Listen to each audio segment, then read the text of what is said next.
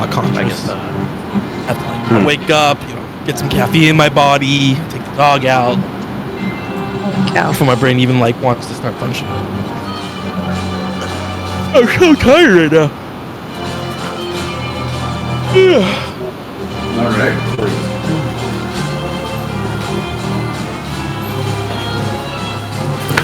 I see that Alex is in ill neg.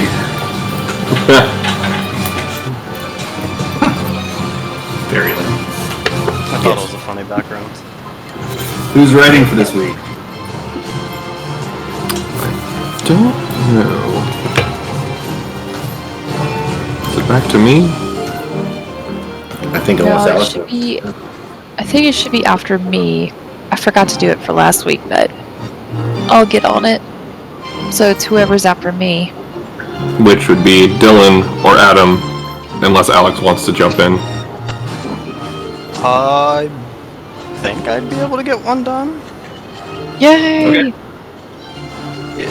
I like seeing I'm gonna go find a coaster real fast. I'll be right back. like a We roller want more coaster. things from Solace's point of view.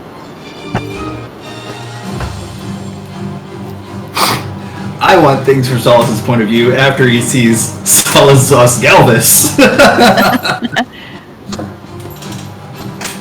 Which is great, because when Alex is making his character, he's like, I think we could go with this name. I'm like, where'd you get this? He's like, oh no, I just saw it on a site of Garlean names. I'm like, so you're going to be named after the first emperor of the Garlean Empire? He's like, what?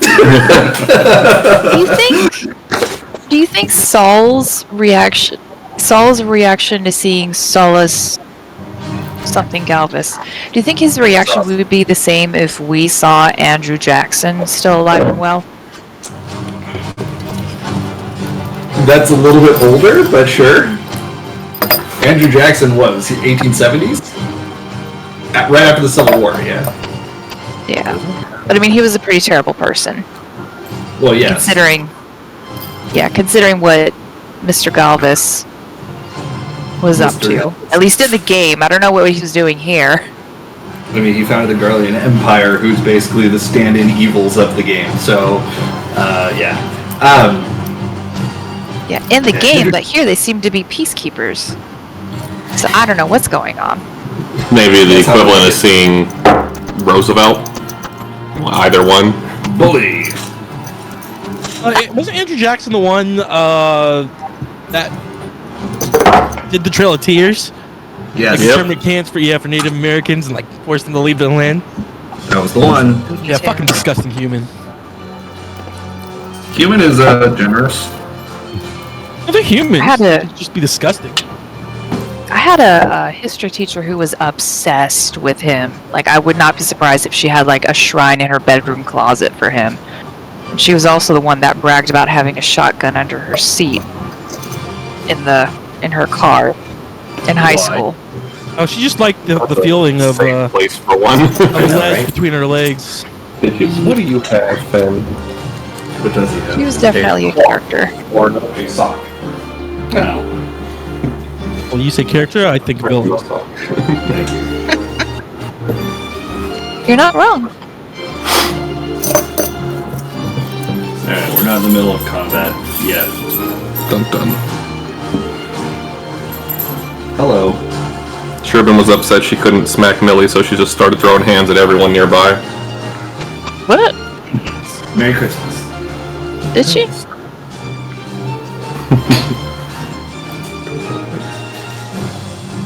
Okay, it is warm. Uh-huh. There we go. Oh, it's very warm. 72 now. How did you get this? Wiley.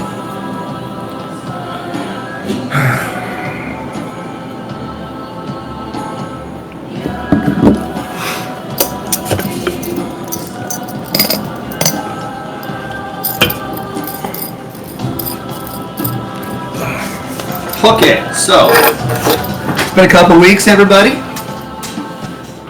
Glad y'all are able to play, even from afar. All right. let's see, what happened last time? I don't really think anything important happened last time, right? Certainly not. Never happens. No. Anyway, so let's see. Last time you met a fairy. Wait a second. Didn't you write the last journal? No. No, you wrote the side conversation. Yeah. That's right. I was like, wait a second. That's right. I'm like, Yeah, I was 2 journals ago. Because Yeah. Poe did one after me. Yeah. And then Jess is doing the last Yeah. one. Okay. So you explored the Dawn Throne. First of all, went looking around to see if any primals were nearby. And when you didn't see anybody, you thought the coast was clear, decided to grab some of the falcons and fly over to the Dawn Throne. On the way to the Dawn Throne, you did notice a diminutive Lalafell that was running for their life away from a Morbol that was looking for a quick snack. Y'all scared it away with the falcons, leaving the Lalafell there for you to then take with you. I've been kidnapped. Lala now. And take them with you. You did up to the Dawn Throne, where you explored a bit in the central building there, and found a switch that opened a hidden door. Found a switch that opened a hidden door leading way down below the lake, below the Dawn Throne, to an old, apparently Allegan chamber, which, thanks to Deus's ingenuity, you were able to learn was essentially a launching pad for weapons of mass destruction, etheric mass destruction, but has long since been abandoned. Thinking that this might be a good place to keep people safe during the primal bullshit going on above. You relayed that to Sherbin's tribe, and it seems that Sherbin is reluctant for them to go there, if I remember correctly. Yep. What am I missing? I think that was the majority of what happened last time. Yeah, that was the majority. Yeah, went to the throne, scoped it out, figured out how to get in. Spent some time looking for Then, Billy yeah. before that. Couldn't find There her. was some of the. There was some of the Deltharl that encountered you on top of the Yeah. throne. They Yeah. recognized Kenji. Who they didn't call Kenji. Angie has friends everywhere. Yeah, they referred to him as Azim, actually. And then he did not seem too keen to be around them, and they booked it and said stay out of their way, don't bother them, and then apparently did not follow you back to where the Byakuts are hiding. And that's where we'll pick up now. It seemed like they was still debriefing the throne, or like relaying our I feel information. like that happened, and that's where we stopped. You told everybody what was going on. Yep. That I had my sneezing fit Yes. Wait. to drop the Yes. illusion Yes. or alter self. Yes. So the last thing that happened is your Lalafell is not a Lalafell. Your Lalafell is actually a pixie. And Sid feels exasperated. Yes. He's done with everyone's shit. Yo. What was that? He's definitely what? He's done with everyone's shit. Oh yeah. He's reached it. Max. Yes. Okay. So, what are we doing?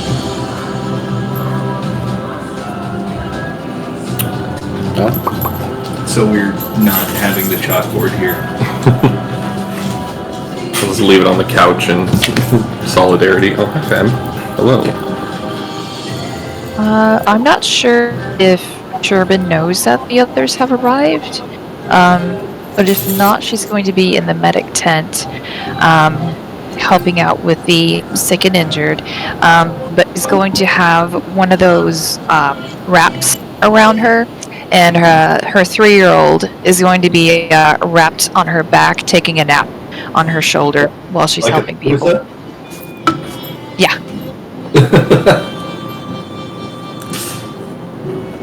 Okay. So is Sid in the med tent with Sherman then? Yep, that's where he's pretty much posted up this whole time around. Wait, I thought Sid was at the mouth of the cave with everyone. Is everybody at the mouth of the cave again, or? Well, I mean, the people that went back from the Dawn Throne. But I think it was Just Stay to behind. clarify, this place is not that big. From the med tent, you can see the entrance. So if they were all in the med tent, then they can see you guys come in. Yeah, and we did have that conversation about not going to the bunker. So we did relay the information to the group. Including Sherman. Yeah, Sherman didn't want it because she was afraid that the problems were going to make it collapse under the lake, and it's not good. So, Gotcha. yeah. And who did you leave down in the bunker? It was Kenji. Kevin and Harry. Yeah. Kevin and Harry. Yeah, because Kenji and Tavi came back. Kenji, yeah, right. Because we had that Wait. thing on top of the people. Y'all left Kevin a bunker with a whole bunch of ancient weapon tech. well, there's no weapon tech. It's like weapon tech holsters. No, it was more like a weapon tech control room. Yeah, it's more like a missile command. That's all. Yeah, it's like a missile. It's like a nuclear bunker with missile control room with no active missile. Maybe. It's basically where Tim Curry was sitting in Command and Conquer. It's the safest place you could have left Kevin. So you know. But yes, to answer your question, we did leave Kevin there, along with Harry.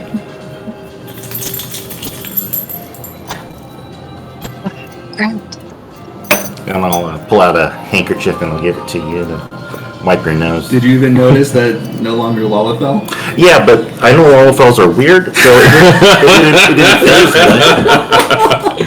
me. I mean, you're not wrong. Yeah, I mean, 2 out of the 3 Lalafells that I knew, they were odd. Did you see the wedding video that I posted? Not the video, no. I Oh, saw okay. like pictures and stuff. Okay. Because yes, we're very odd. What was the comparison someone made? Like, was it Tony Stark or something with your with like one of the angles with your glasses or something?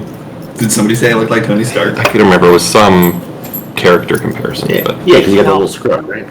No, that could be it. Yeah, I That could could be see it. You All I know, remember is that I dressed in a color to match her hair, and she dressed in a color to match my hair. Purple and green. nice. You looked fabulous. Anyway, I blow my nose in what is like a beach towel-sized handkerchief for comparative and sake. pollen comes out when you blow your nose. I am the Antichrist, apparently. Does that happen with the Antichrist? No, just I expel pollen. That's like the most evil thing anyone can do. Yes. It's pollen that basically dissolves after a few seconds pollen. contact with the air. Yeah. I thought of all kinds of. Oh, you can keep it. You can keep it. I thought of all kinds of cute little interactions that I could have with the pixie. So. Nice. I just put it in my little pixie-sized haversack to go with my trinkets. A full list of trinkets. Holistic. All right. Whole list of I've got trinkets. it. Just Some could be Nice. considered holistic. I suppose of all the weird things that have been happening, being allergenic to a shape-shifting Lalafell is pretty par for the course. See? Professor. What am I the doing? light just behind you. Thank you. So everyone's on board with it's just a weird Lalafell thing. Who is this? Oh, this is Eo Ul. It was a Lalafell that we found on the way to the Dawn Throne, being chased by some plant life, aggressive plant life. Sherman just kind of looks over. Like it. Sherman just kind of looks over and she's like, "That is not a Lalafell. That is not. Hello. No, you're not. You may pretend to be very good at Oh. pretending, but I was a Lalafell. Not anymore, Might have- apparently. 20 minutes. That you counts. might have looked like one."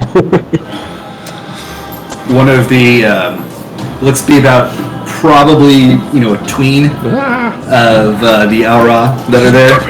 Kind of just strolls up and looks at you and has a spear, kind of just holding the spear, circling you from the outside. Not being aggressive, just like, you do something, I might move, you know? And it's just kind of circling around looking at you. Now hold on, son. Put down the gun. Reaches out and tries to touch one of your wings from behind you. Do you move? No. Okay. Pokes it. Your wing, the colors on your wing kind of ripple as if, you know, you poked a pond and ripples come out. So the colors of your wing just kind of ripple like psychedelically. Black and white stardust. Kid just fucking bolts away, runs. Would, out of character, would Harry recognize the pixie, Harry's or not is he there. more... Well, I mean, just if he was there, would he recognize the pixie for what it is, or does he recognize more the sylphs? He has a Fey background, so he would have a little bit more knowledge of it, like more likely to notice or to recognize upon viewing what a pixie is. But the majority of his experiences with the sylphs, and sylphs do have, you know, a fair bit of similarity. It's like how apes are to humans, sylphs are to pixies. Gotcha. But, Dahlia, remember the books that we found in Kugane when we were looking up Ilmeg? Yes, you're right. Do you think... It looks pretty similar. Well, In the children's book, there was a little entity that kind of looked like her. Do you not see the irony in this? Do you? Oh, unfortunately. No. What was Millie trying to do? What did we promise we would try and do for her? Yeah. Yeah. And she left. And now look what just walked into our doorstep.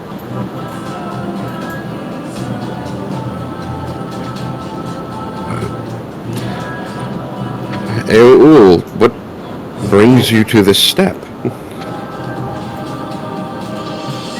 Oh, well, curiosity and absurd amounts of ether kind of squished into a pile of one thing. Apparently they're called primals. I don't know.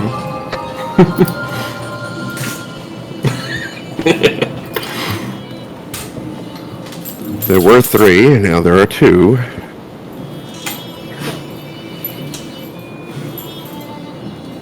That happened. And from what you're saying, the Darthal are planning on going after their Titan now. Right, Deus? Yeah, they seem very happy to be continuing on with whatever they're doing. So, I don't think that's going to be a good thing for us. They said they would spare us. That seemed nice. No, well, they did say that. I don't want to misconstrue what they said to us. They also called us outsiders and that we should stay away, so there's that too. Yeah. They're not really ones you want to fuck around with out here. Sorry, kids are nearby. They're not really ones that you want to fuck around with out here. He's right. Where do we find ourselves? Where do we find ourselves if they'd end up taking out Titan?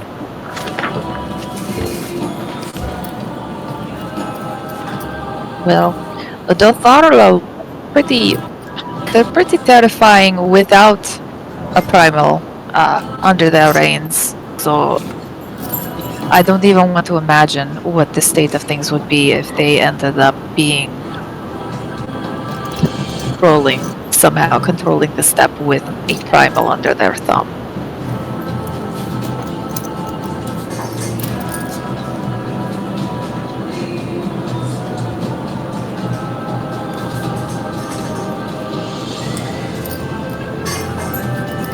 No. Got awfully quiet in here. Feel like you're waiting for me to say something. I'll keep waiting, I'm just listening. Partially believing that having them take out Titan wouldn't be a bad idea, but then we need to deal with Quetzalcoatl. Agreed. Which again brings up the issue of how are we going to dump the mana in the steppe?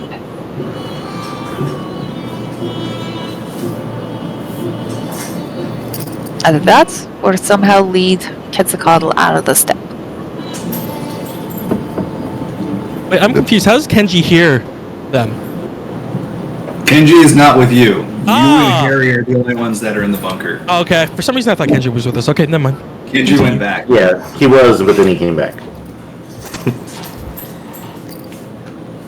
If there was no other primal for it to fight, would Quetzalcoatl be drawn to a large source of ether if we brought it towards the burn, I believe? What source of ether would we have that's more than what's here in the steppe already? Well, if Titan were to be gone, would that drop what's here?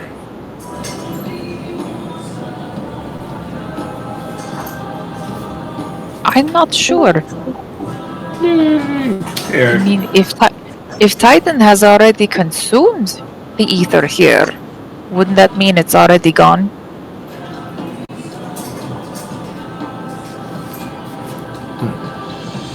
I'm not that familiar with how primals digest ether. Well, if I they think even digest it. from what we've seen, it looks like they just absorb it through like osmosis or something. It just kind of streams off the land and into the, at least the one that we saw.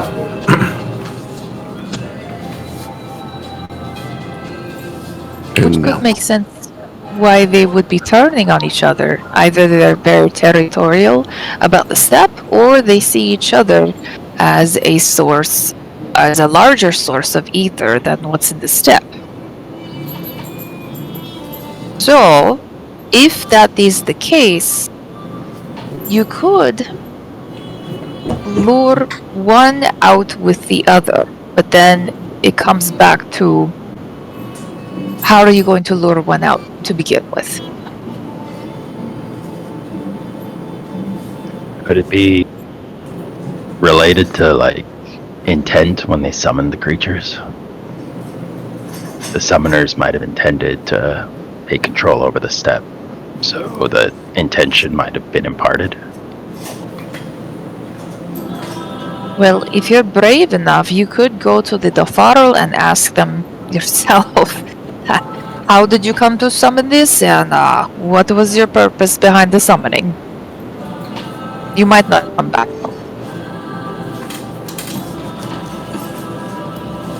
But it's not a bad idea. It's an idea. And you don't think moving the tribe to the Dawn Throne is a good idea? Not with what is there for a hiding place. But again, it's not my decision. It falls on what the Khan decides. I just have to be there for my people as best as I can be. More so than what I was. The Dawn Throne was cold and lifeless and gross. Don't go there. Felt weird. Was that before or after you fell down the steps? Both. Legs are hard. Wings are better. Yeah. I suppose that means we're in a holding pattern until Indira decides what she wants to do, or until we figure out a way to get rid of two primals.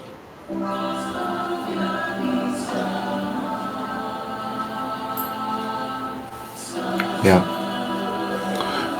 Well, it sounds like we're not going to go there now at any rate, no matter what they decide. So I'm going to go back and tell Kevin and Harry to come back so that way we're not split up overnight. And then we'll figure out what we're doing. Good idea. Yeah. So you're going back over there? Yeah, I'm going to go back on the Falcon and fly back. In the meantime, Kevin, have I ever told you that I think that you're very brave for sticking around here with me? Actually, now that you say something, I don't think so. I've often found you to be very brave. Often foolish, yes. Pig-headed, definitely. Foot in your mouth all the time, but brave. I mean, that's the nicest thing you've ever said to me here. I sure do appreciate it. And I have to say, I do like your stories and honestly, how much you can drink. It's pretty impressive. I wish I could drink as much as you could drink. Yes, well, when you've seen all the yesterdays that I've seen, drinking becomes the only thing to drown it out. Well, yeah, I mean,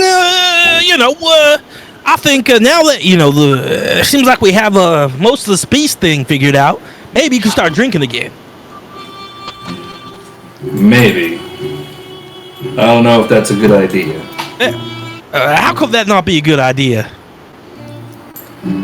My mind is muddled when I drink, which can be a good thing, but I'm not nearly as much of a tactician and detective when I'm drunk. Yeah, I mean, one could say, yeah, that's the point of drinking. To calm the nerves, to unmuddle the mind and muddle it back up again. But, yeah, no, I hear you. I'm just glad you stayed down here, and, we're keeping this place safe. I couldn't think having anything else but a good detective here to help out. I don't know, what do you think this thing does? And I look at, like, this button thing, and I just try to push it. Okay. You press it, and it recesses into the platform. The entire thing starts glowing with a blue color. And then it just pops back out, and the color stops. Oh, hey, did you see that? I don't know if you should do that again. Yeah, I mean, it's just crazy, being in this new world, I always thought everything was so simple, everything was just so straightforward, and, I was looking forward to living my normal life, but, yeah, this new place just has all these amazing things that I'd never even known about before. Like, when I hit this button, look what happens! I hit it one more time.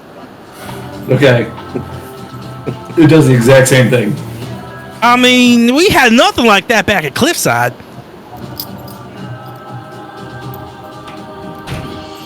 Yes, I would imagine not. Ah, come on, Fen. Give me a second. I don't know who this Fen person you're talking about. You talking about your owl? Did you rename your owl? No. I think Fen is a great name, but I kind of like the old name too. It seemed more owly, like a hoot hoot type of thing.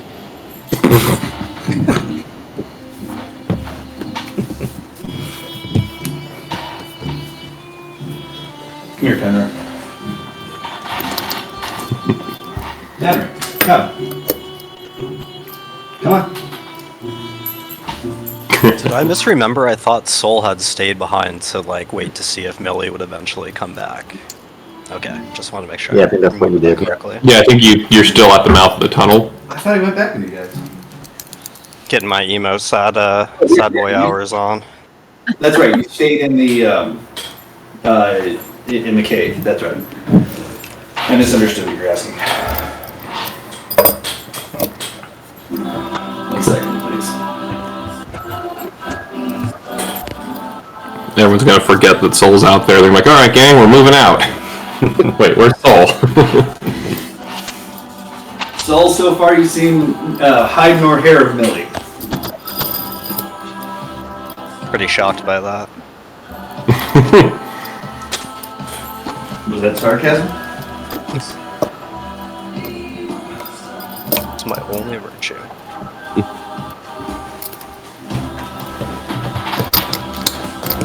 Okay, sorry about that brief interlude. Anyway, Harry went back to contemplating pensively. And then Deus arrives back. Oh, hey guys, we're gonna go back to the cave for now. They have to decide if they want to come here or not. Sounds like it might be a no, though. So don't leave anything of yours around here, because we may not be back for a while.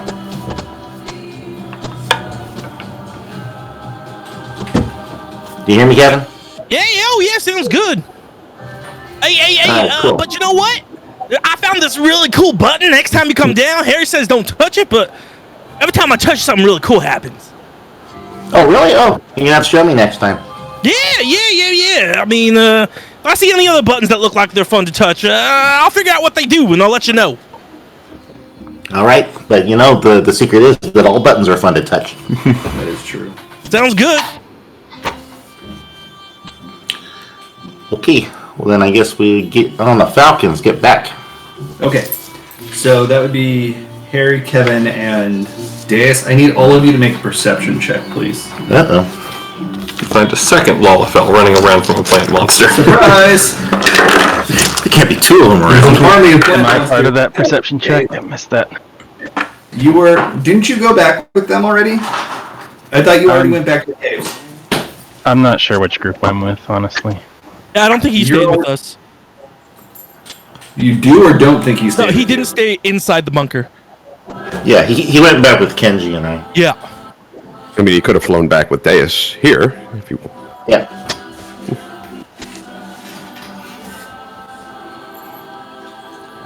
Did you want to go with Deus to collect Kenji and... Or not Kenji, Harry and Kevin? Or did you want to stay back at the cave?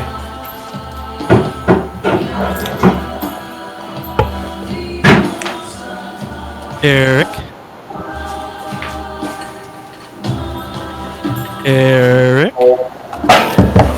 He's contemplating. It's a very important decision. I mean, it is a very important decision. Get real fucking tired of these people, fellas. They just moved in and they're already so loud. Oh, jeez. I was gonna say, like, I didn't remember them being that loud before, but new people. New people. Whatever. Audrey got hurt, so he had to step away. Oh. Okay. Ouch. Why are you being difficult? Not you, don't worry. Oh, I'll step it up a little. I think Harry has good perception, right? Yeah, but he's not here, so he don't get to take part. Sorry, I was trying to load something on here. It's giving me trouble. Then Will said we could message him if we need his input on something. I appreciate your input. Sweat, baby, sweat, baby. Anyway. Will, you swore in front of a bunch of children. Now Shervin's mad at you. Was that what you said to him? No. Where the fuck are you? Oh, Oh, what? I forgot I have disadvantage because I'm tired. So, okay. I did not roll a 1. That's right, you are. This might be like the most difficult tablet that I've ever used to try to locate something.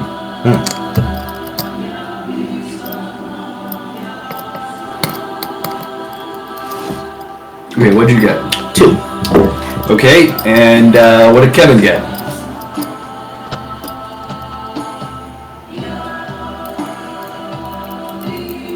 John, Kevin, perception check. 5.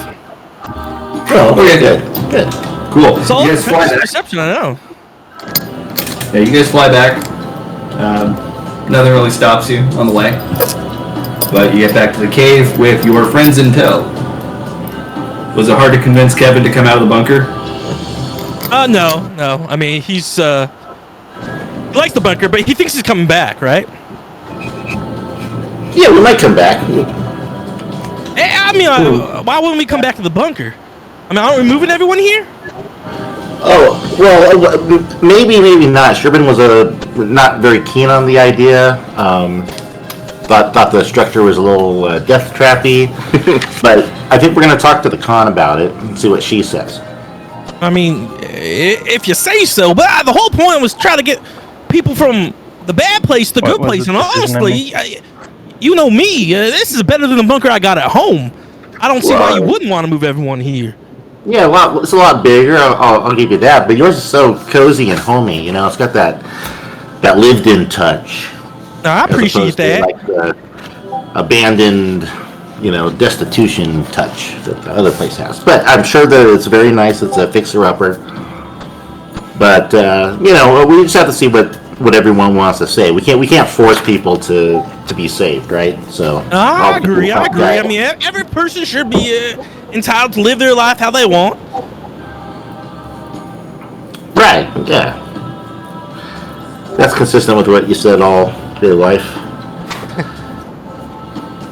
Well, all right.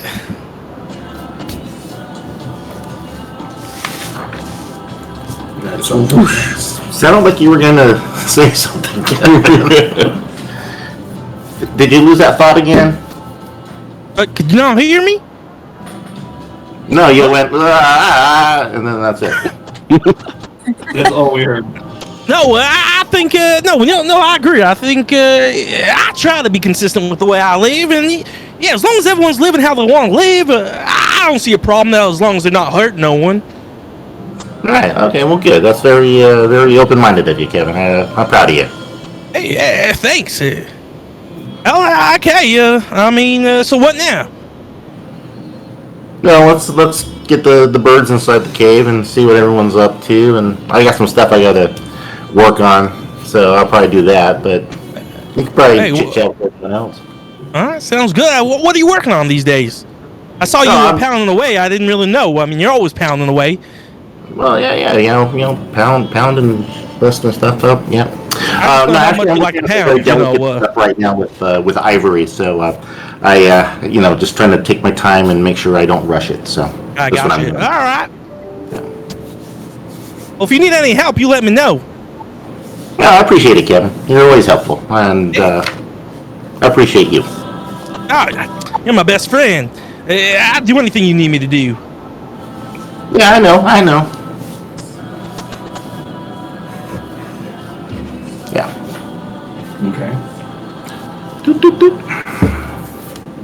I swear I will find what I'm looking for at some point. Okay. What is everyone else doing right now?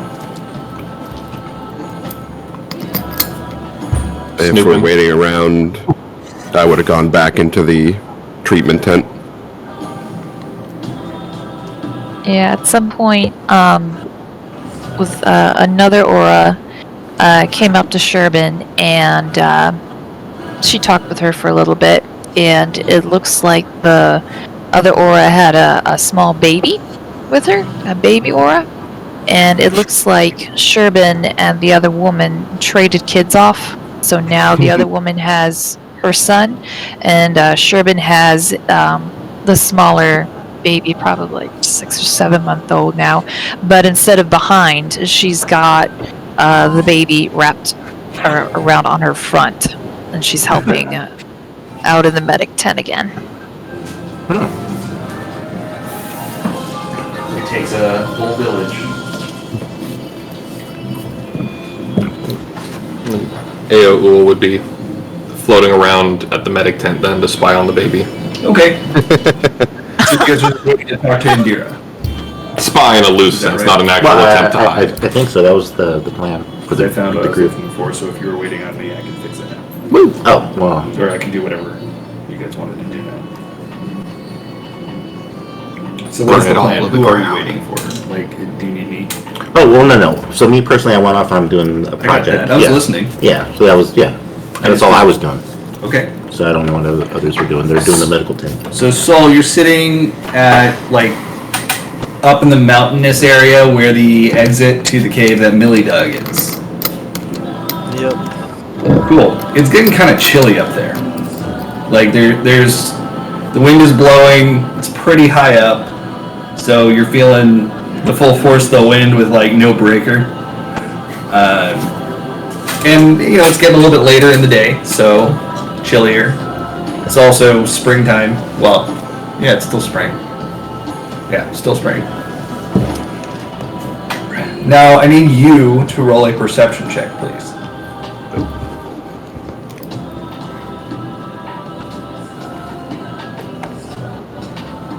That is an 8.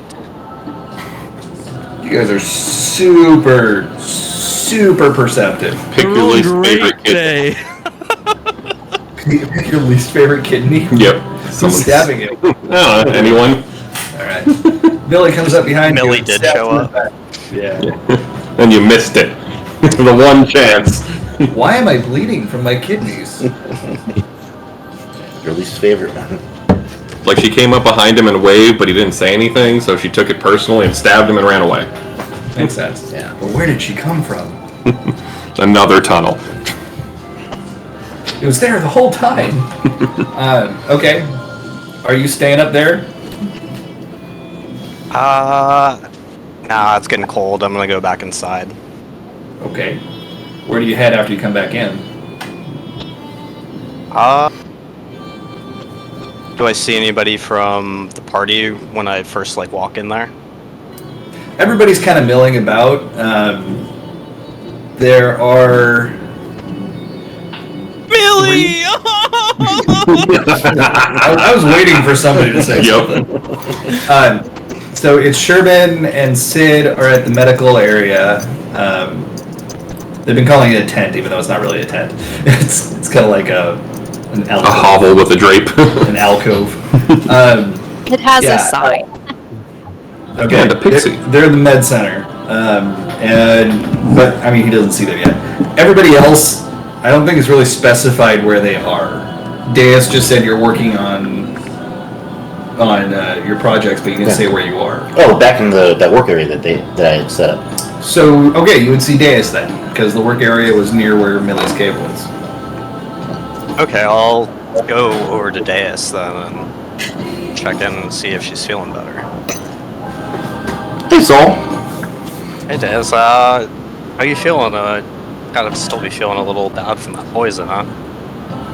Yeah. I'm much better than I was, though. So that's the good thing. But yeah, I feel like still a little tired, and right now I feel like I overexerted myself at the Dawn Throne a little bit. So I'm just trying to take it easy and finish up this project real quick. So hey, just I'm glad to hear screenshot. that you're doing better.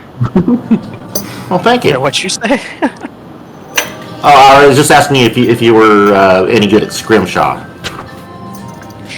Out of character, what is Scrimshaw? It's like the carving bones and ivory and stuff. Oh. I learned a new word today. Yeah, you see it a lot in like northern native peoples tribes. Interesting. Like I guess I've never considered Yeah, soul. well, Inuit. Yeah. Are you good at whittling? I guess I've whittled a few things out in the field in my days in the army.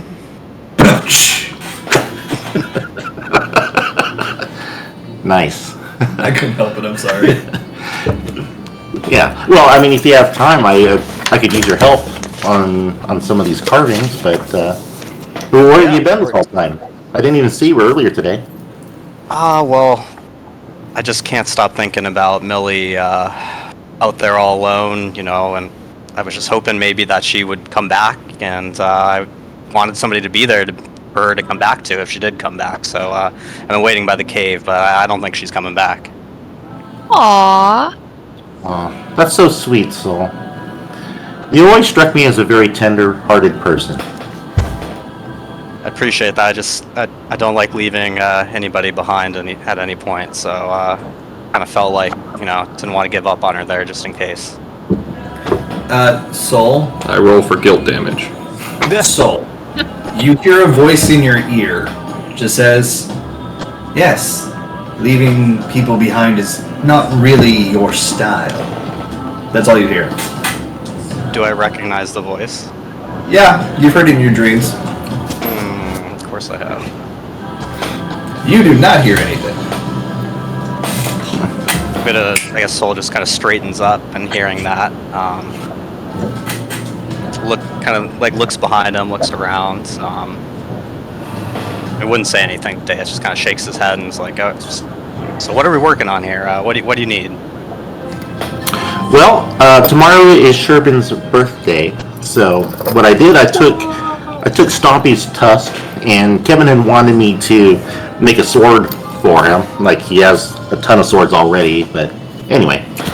So doing that, I saw that I had all this excess ivory that we were shaving off to get to the part of the sword that we're actually going to be using. So what I was doing was making her this ivory card set for her astrologian stuff. Aw. So we kind of worked the plane a little bit. So we got these little slats, and I've cut them down to tarot card size, and I've just been carving on them in my spare time. But I still have quite a few cards to go, and we're running out of time today. And I would like to have it done tomorrow, so that way we can give it to her. Perfect. Yeah, just tell me what you want me to do, and yeah, let's do it. Okay. Well, do you know what a bowl is? A bowl? No, a bowl. Yeah, not like what you eat out of. It's something different. It's when you pass. Have you heard about kitchen utensils? I definitely know about the one you eat out of. Which one are you talking about? The other type, the type that's in her cards. I haven't had a chance to really look at them that well. That's the problem. BOLE. Oh. Yes.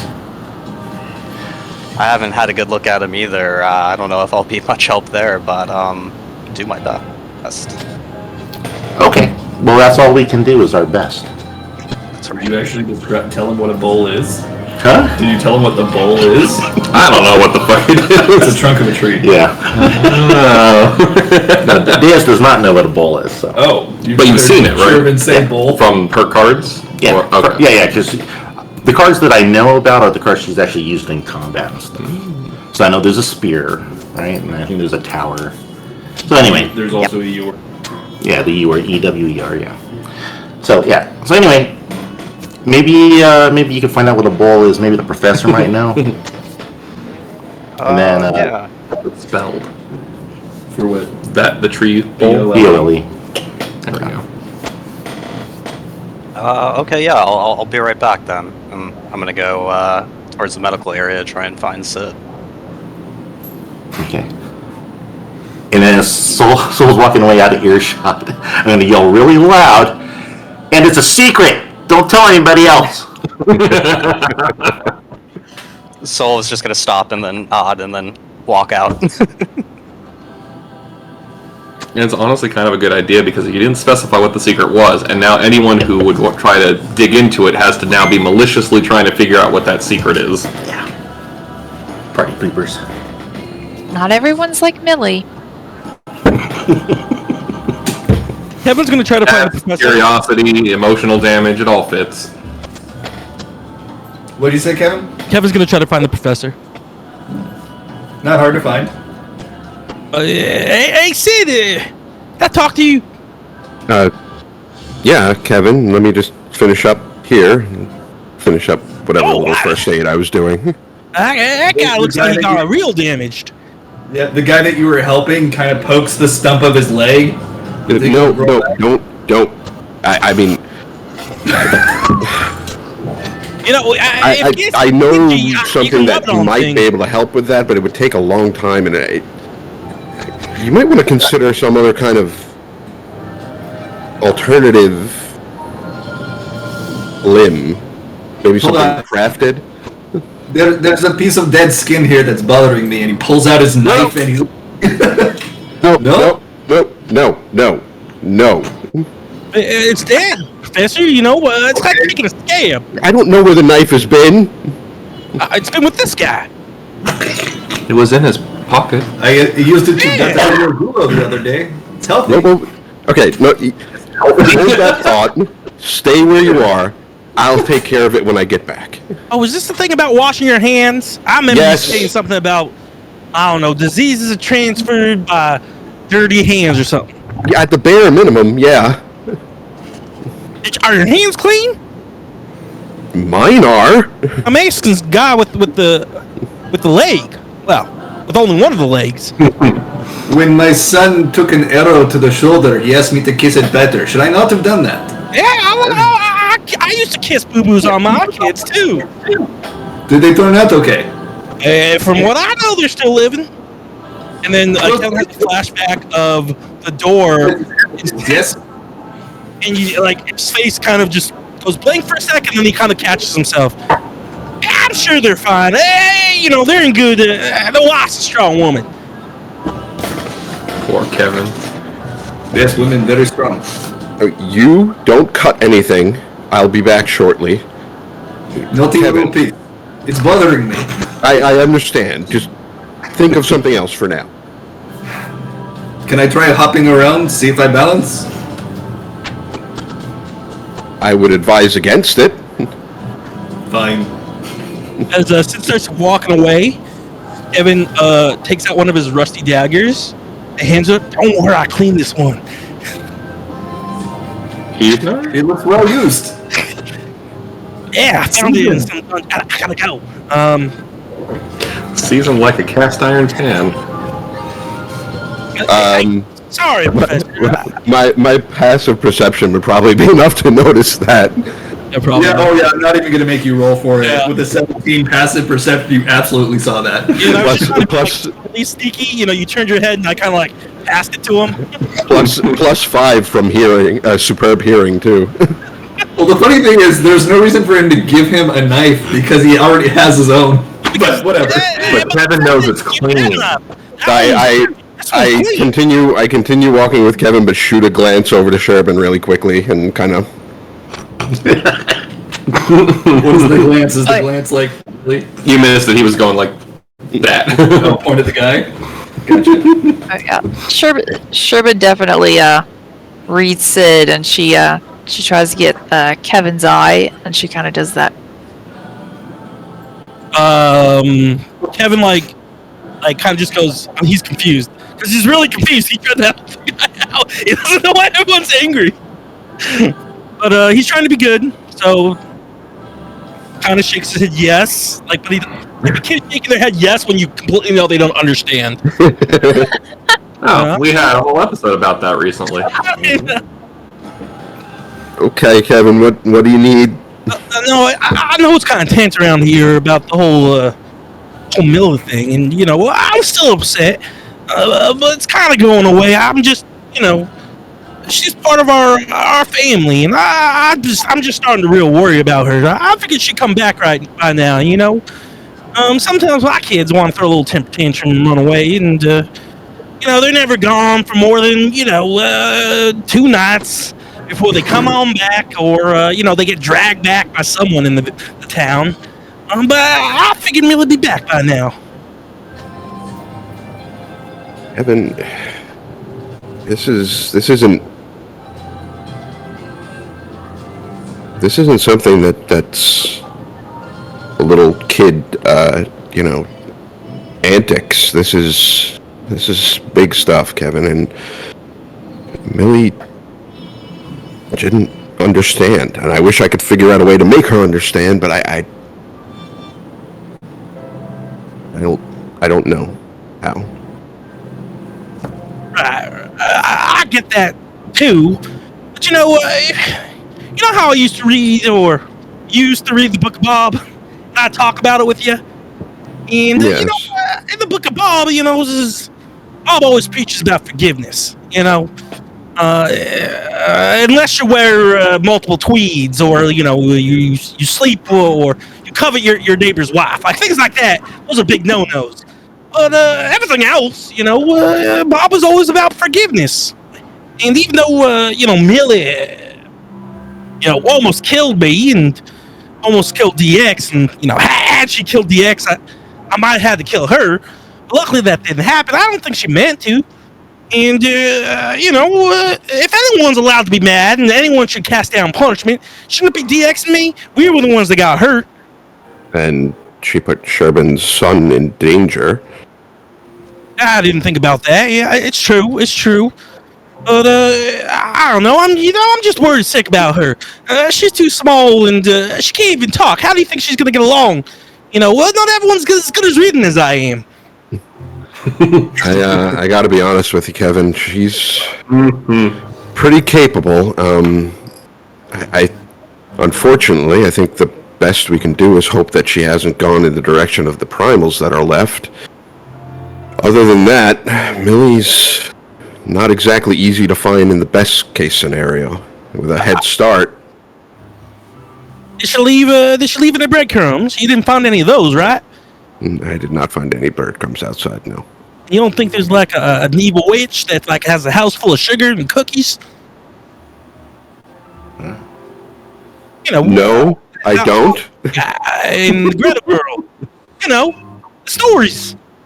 I Yes, I've heard that story. Greta Thunberg. And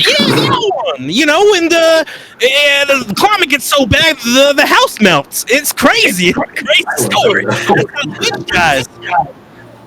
I feel like Kevin's gonna have a real hard time differentiating reality now that a pixie from fairy tales is part of his actual life. Kevin is starting to believe that all the fairy tales are now real. Like, not like fairy tales. Like, he's slowly sleeping. He got magic, which he still doesn't believe in. Big beasts. I get it. She'll come back on her own accord, but that's not going to stop me from worrying. I mean, I don't feel like I was a father to her, but while she's here, I feel like a kind of a father to all the little ones. Well, I don't think any of us are gonna not worry, but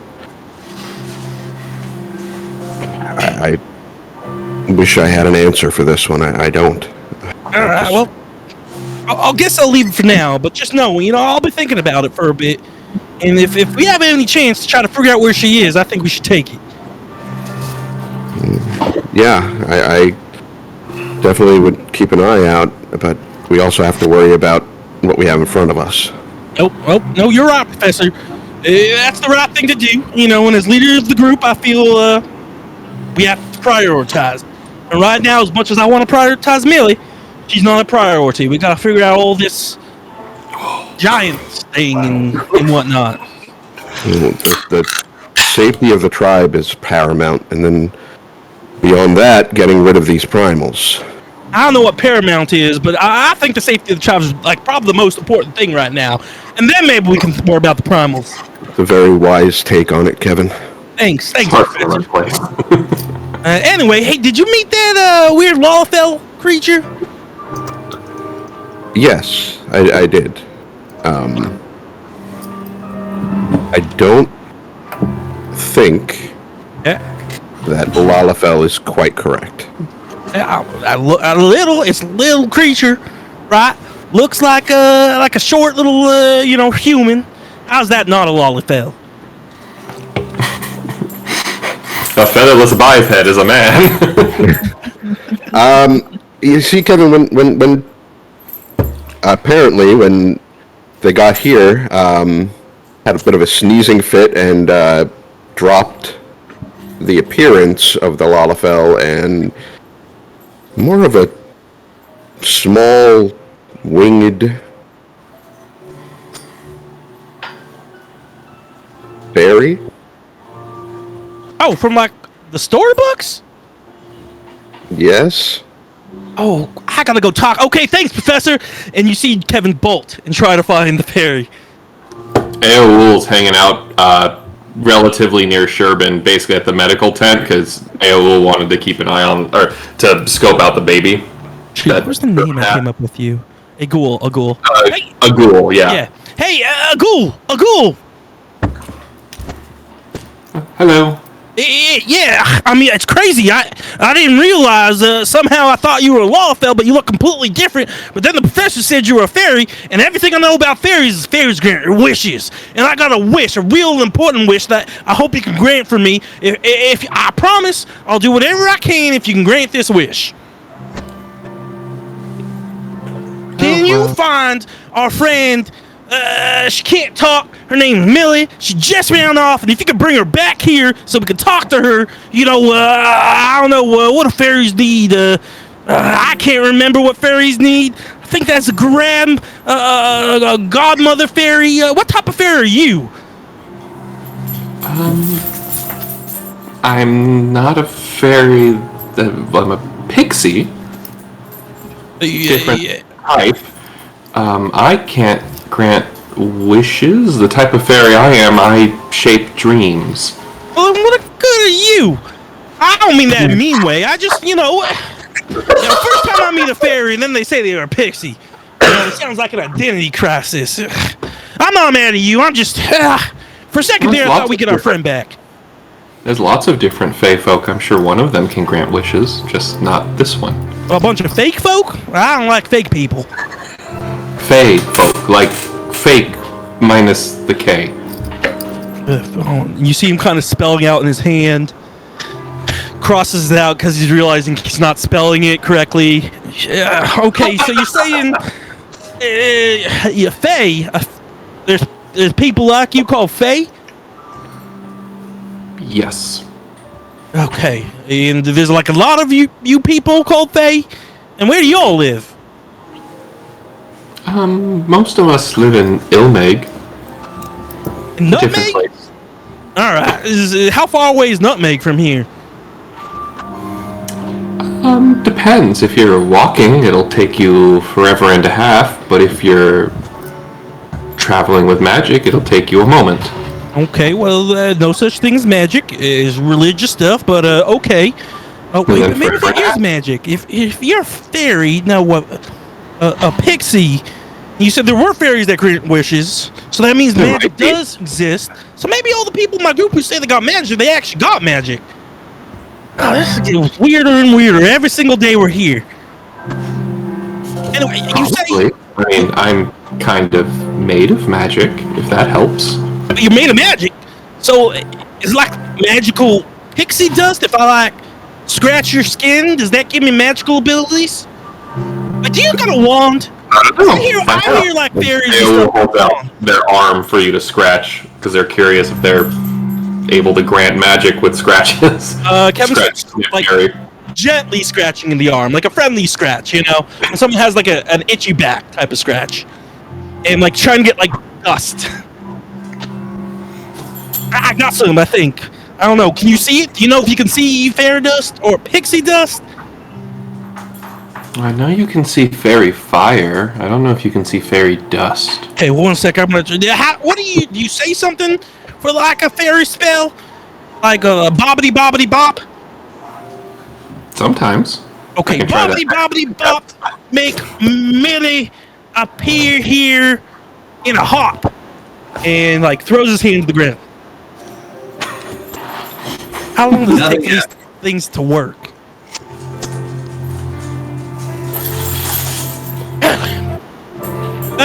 I just don't get it. Ghoul, you're weird, but like in a good way. I've never met a Fae people before or from the Fae. We come from a weird place too, which honestly I don't even think you could walk to right now. So I get it. You know, it feels kind of like being an outsider in like a completely new world.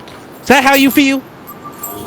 That's part of why I was pretending to be a Lalafell. There's not a lot of Fae out here usually. Ah, well, hey, you know what? You should be who you want to be, as long as you're not green. You know, I think everything's fine.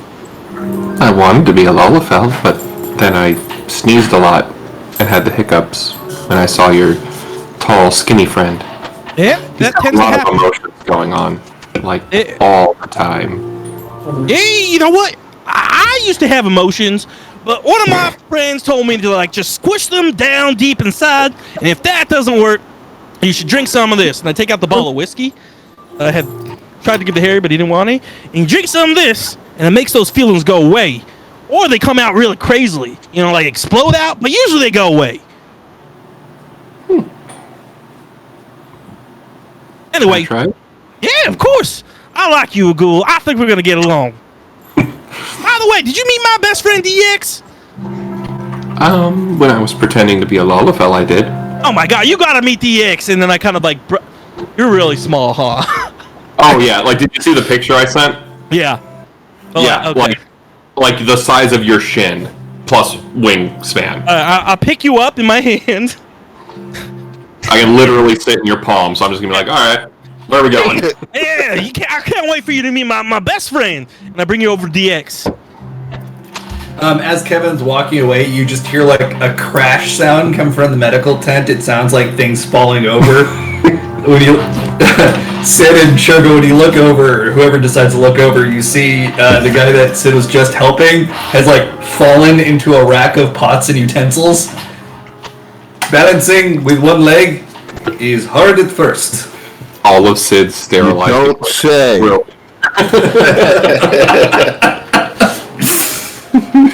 I will keep trying.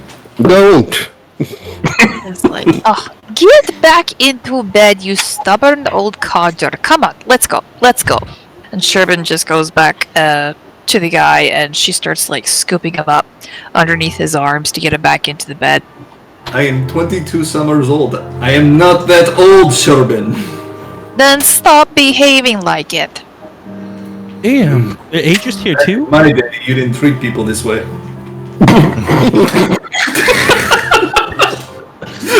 Well, back in your day, you had a leg. At least both of them. Kevin keeps walking. Holy shit.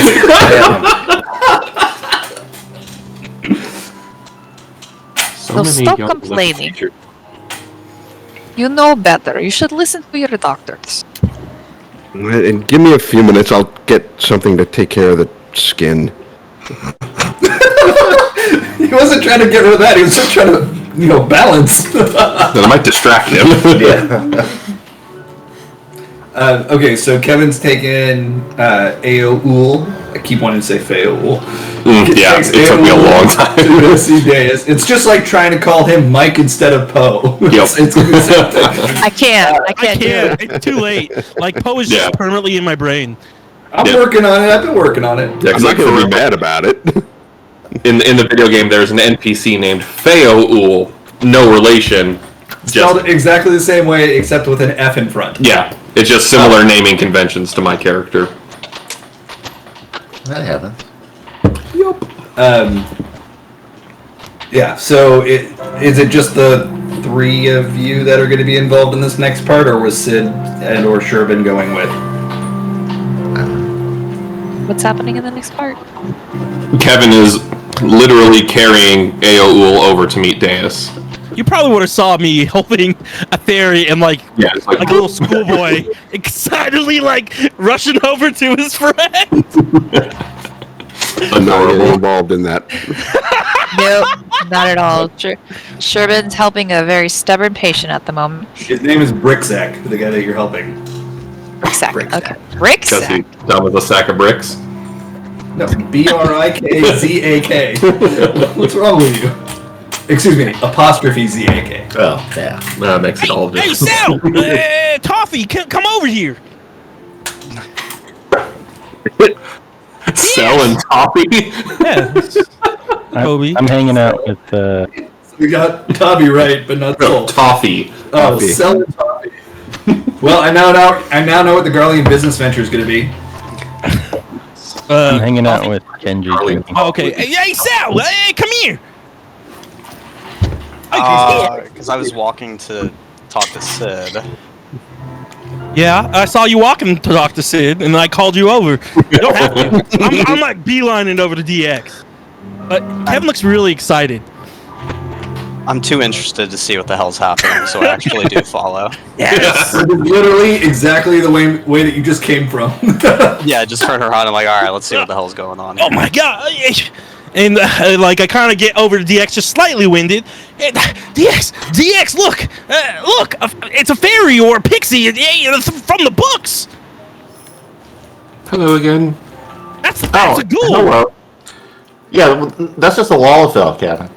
No, look, it used to be a Lawfell, but it transformed into a pixie, which is like a that's- fairy. you know, once you're a Lalafell, you don't go away from being a Lalafell. You're still a Lalafell at heart.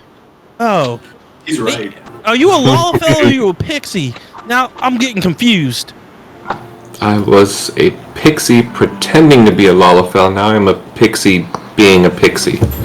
Yeah, And this see? is Soul's first time meeting Aoul. Hey, Yep. hey, Sal.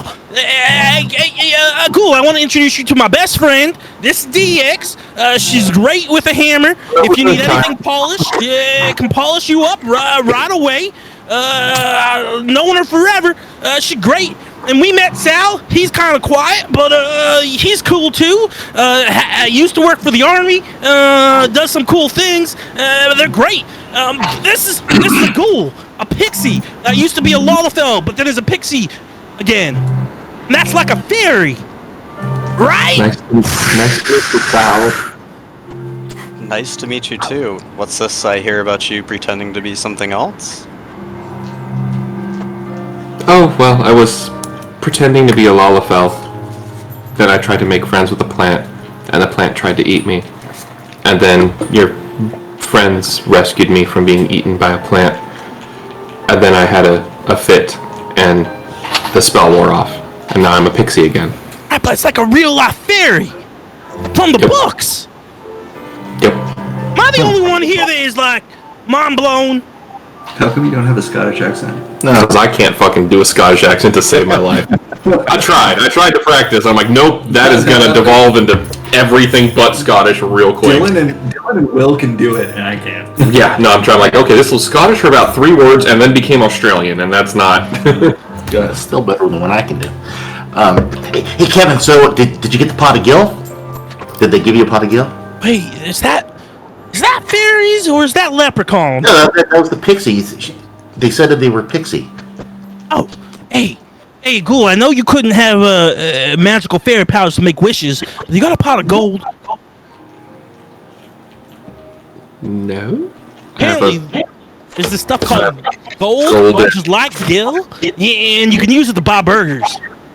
I mean, gold is an element that exists in this world.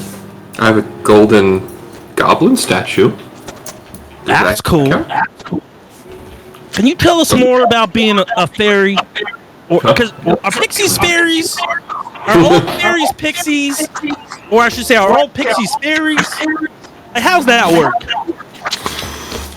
It's a transitive property. All pixies are fairies, not all fairies are pixies. Well, I guess you could say that fairies is like the big term. Like, you're all humankind. That would be the Lalafels and the Elizin and the Rogadin and the Aura and so on.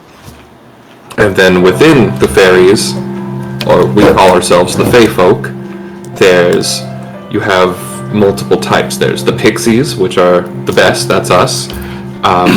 Then there's the Numo, they're very nice. There's the Fua, they're assholes. And then there's the Amuro, they're also very nice. A lot bigger, they're the biggest. And then there's our king, and that's most of them. And then there's the Sylphs, they're kind of like the cousins nobody remembers to talk to. Okay, you said a lot of names that I'm not going to remember, so I'll just call you all fairies if you don't mind. Wait, for the record, you and your kind have no knowledge of Garleans. That makes sense. I'm just excited to finally meet a fairy in person. I didn't think you were real. Everyone always said you were make-believe, and, there was a piece of me that never believed them. And, I just tried to pretend, they say things don't exist, but, I knew you existed the whole time, and here you are, an actual fairy, or I'm sorry, pixie, which is like a fairy, but in living, breathing flesh. I mean, this is just the most magical day ever. I'm very excited to meet you too. You're very nice. I can't wait to introduce you to the rest of the gang. I mean, I'd love if you travel with us. I mean, we have to make a vote for it and stuff. But I am group leader. I feel like I got some sway. But, to have an actual fairy that travels with your group, I mean... Hey, fairy pixie, do you fight? I don't like to fight. What?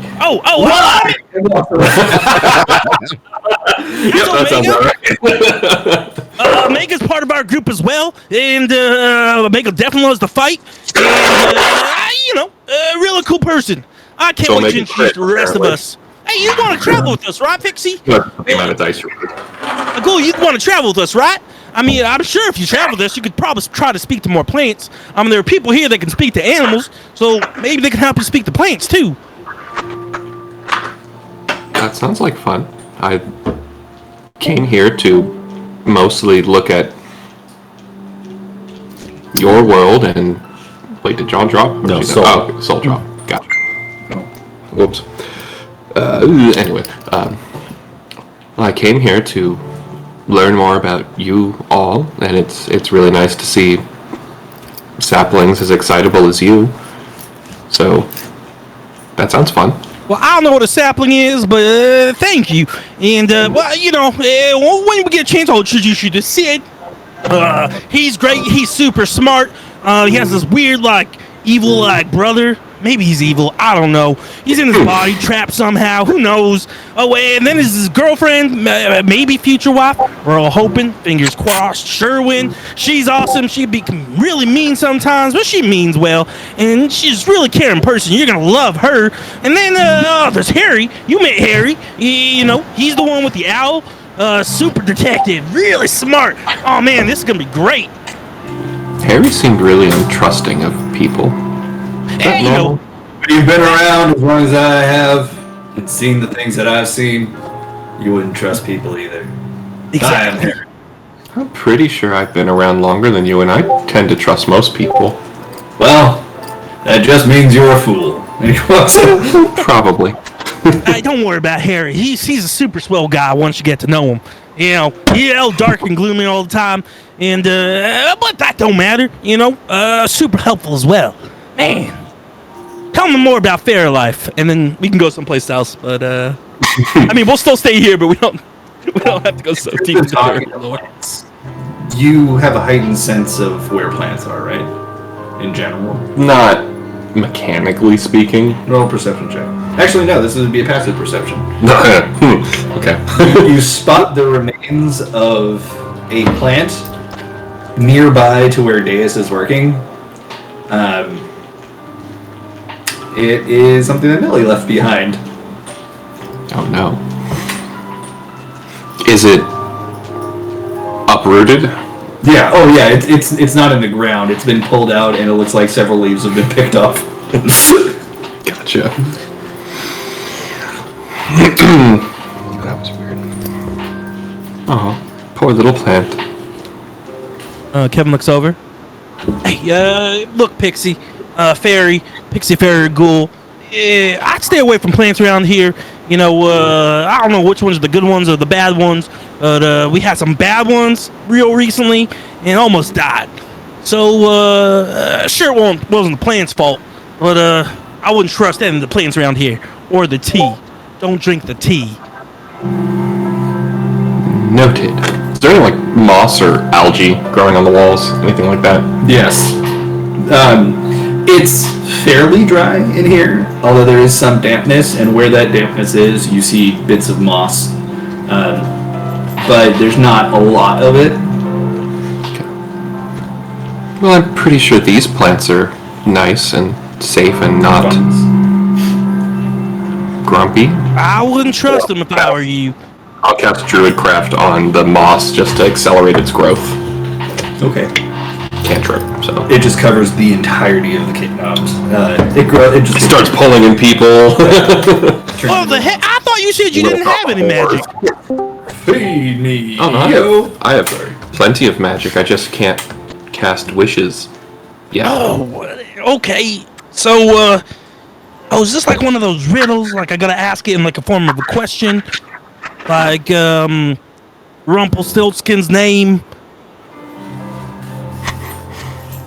Did you ever figure out what that guy's name was? No, I can never figure it out. DX? Still to this day. Neither could I. No, it's not a riddle. It's just I'm more. I mean, you call it magic, but I'm mostly made of magic. I can use magic, but there are fairies that have more magic than I. And those fairies might be able to cast wishes, grant wishes. Aoul has officially said more in this one campaign than Millie said. Make it up for last time. You're thinking like the span of 2 episodes I'll have spoken more than I ever wrote. Yeah. That's what I was trying to say. Do you like magic? You seem to not believe in it a moment ago. I didn't, but yeah, they always said magic was make believe, you know, only in storybooks. But I'm looking and talking and holding a fairy. And if I'm holding a fairy, then magic's gotta be real. That makes sense to me. Right? Well, anyway, say that again. What is going on down here? And we have another new guest. Not just a guest, a living, breathing fairy, which is also a pixie, but Sounds it's a like- fairy. Why am I the only one that's shocked around here? Because you're a simpleton who sees beauty in the world everywhere you look. Oh, thanks. Very nice thing. Yeah. Accurate. So, what have you learned from the Dawn Throne? Yeah, so apparently, I'm not exactly sure how to explain this, but we found a great place for all of you to kind of hide. It's like a bunker, super safe, could be protected, but apparently it used to be like a weapon, like mass destruction, and like it would channel all this, what do you guys call it, the ether, and it would do something that could make cause a lot of damage. But it seems like it wasn't working no more. Sherbin, where is she? Oh, I think she's over in the middle tent with the professor. Sherbin! She just calls and it echoes throughout the entirety of the cave. Got some spoons. I just see Frau or whatnot. What was that? Sherbin, Sherbin comes out of the tent. She still has the baby swaddled against her. Yes? So, anything I can Can do? you come please translate for your friend? I was just trying to explain about the bunker, and it was like a weapon, and it's a place where we can move all your people to be more safe. I don't know. Did you see the fairy? And when Sherbin approaches with the baby, Ao will fly over and just be like floating above the baby, making little like lights and colors with minor illusion. The baby keeps trying to grab you. Just out of reach because baby strength is no joke. But just like the whole like dangling car keys, but with little magic illusions. If you look at Kevin's face, literal shock, glee, joy, all in a single expression. Stunned, mouth opened, silent. He is enraptured by the car keys as well.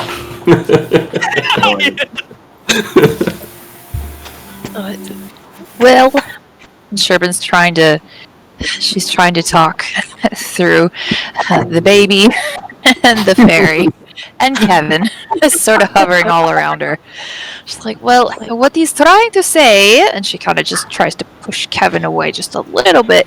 What he's trying to say is that they went to the Dawn Throne and they went deep underground. They found a way there, deep underground, and they found a very, very large bunker, which looks like it may have housed some military equipment at some point, which they say is not operational, but it's supposed to have a lot of room for a lot of people.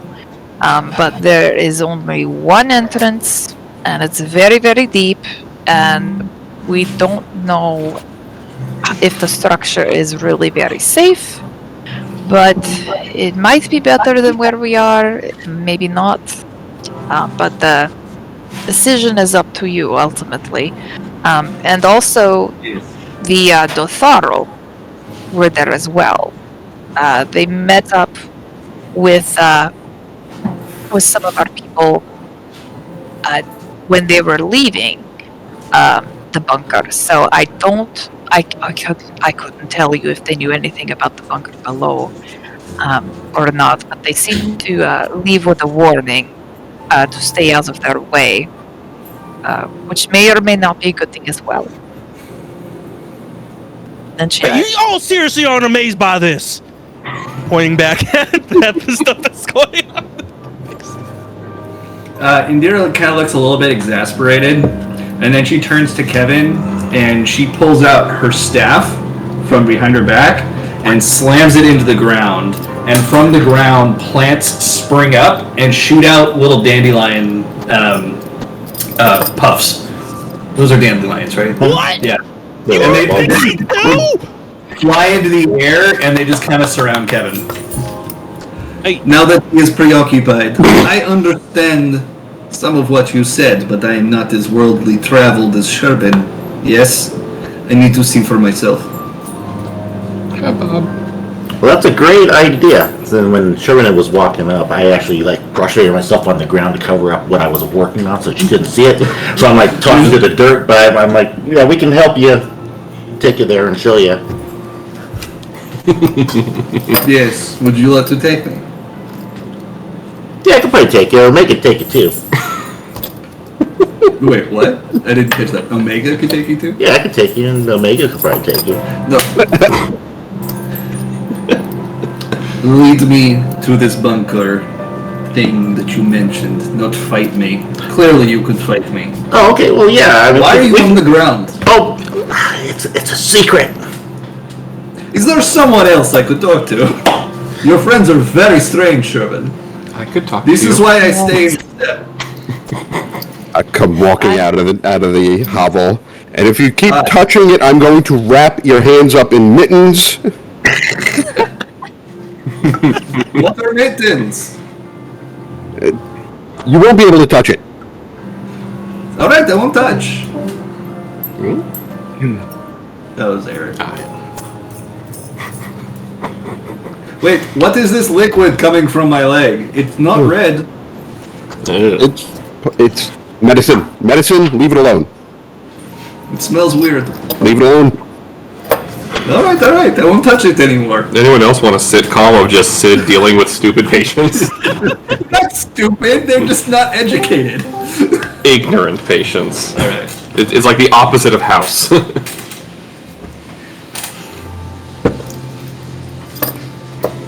Hey, now what? Oh, you left the medical area, right? You walk So over to you- everybody else. The group is, okay. I thought that said Aoul ate the baby. Oh no! Alright. Not that kind of fairy. Well... Oh no. Well, the DM said I had to do it, so. Well, it's not Sherman's kid, so... Expendable. So clearly Sherman has no Careful. clue. No! That's not how it works. They're all her Okay. kids. You, Not tall one. biologically, but... Tall, non-aura person. What is the word for you? 11. Close enough. Are you volunteering to take me to this to the Dawn Throne and showing me the secrets below? I hadn't been to the Dawn Throne, but if you need me to go with you, I suppose I can. Why did you insert yourself into our conversation when I asked for someone to take me there if you've not been there yourself? I was walking over here after leaving that situation because, to be totally honest with you, I don't have the patience anymore. There are plenty of patients sitting up there. I saw them. I when really walked wanted to down. say a joke. I was trapped in a tree. Also, why are you telling someone with one leg that he can hop around? I didn't tell him to hop around. I told him not to hop around. Oh, that makes sense. You know- Bricksack is very You know intelligent. Brickstack, he's very stubborn. I'll go make sure he's not trying to crawl out of the bed. He is appropriately Yeah. named. No kidding.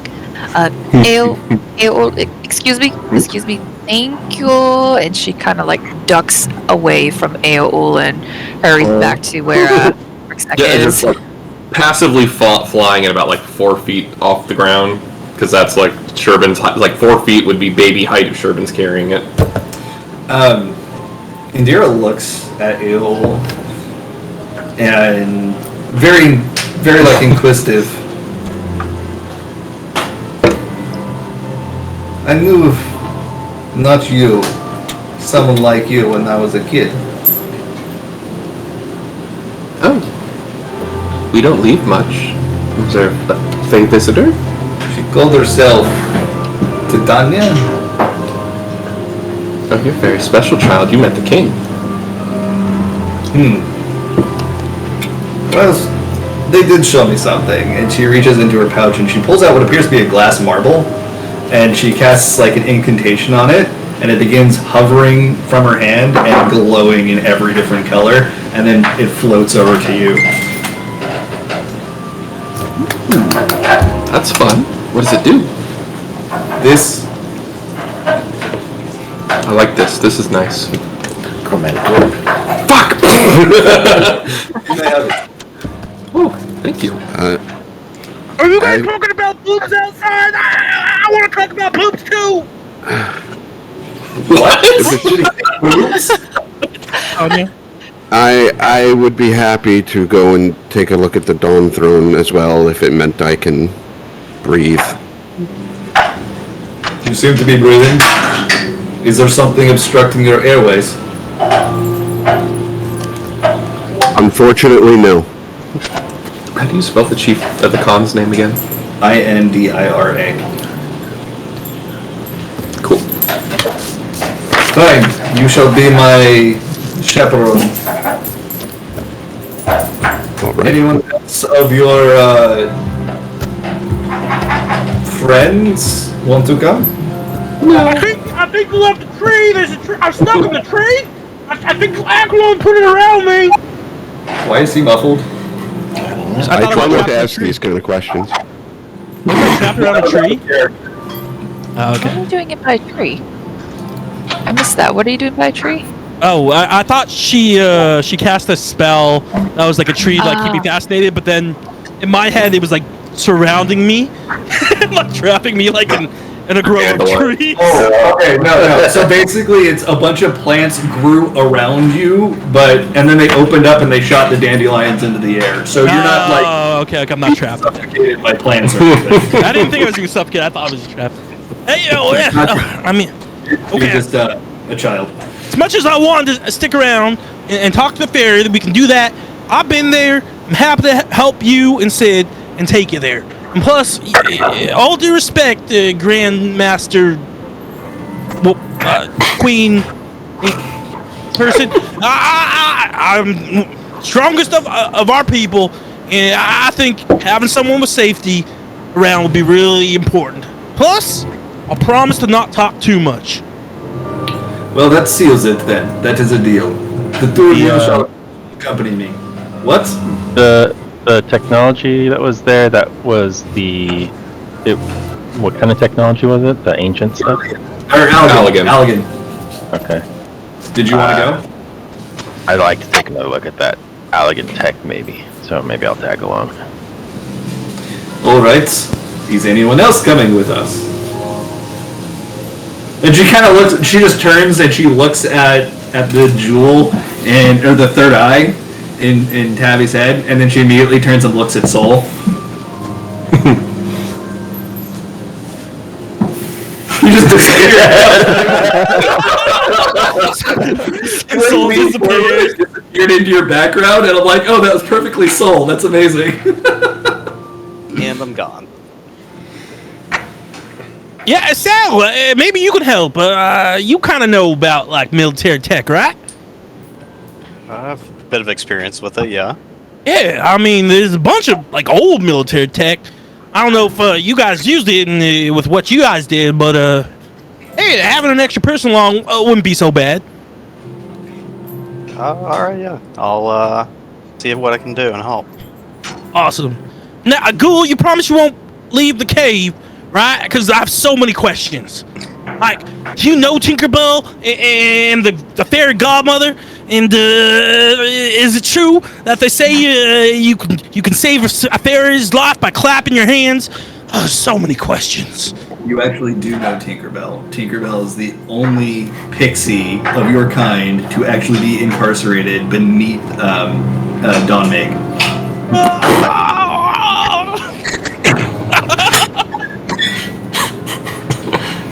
We don't talk about Tinkerbell.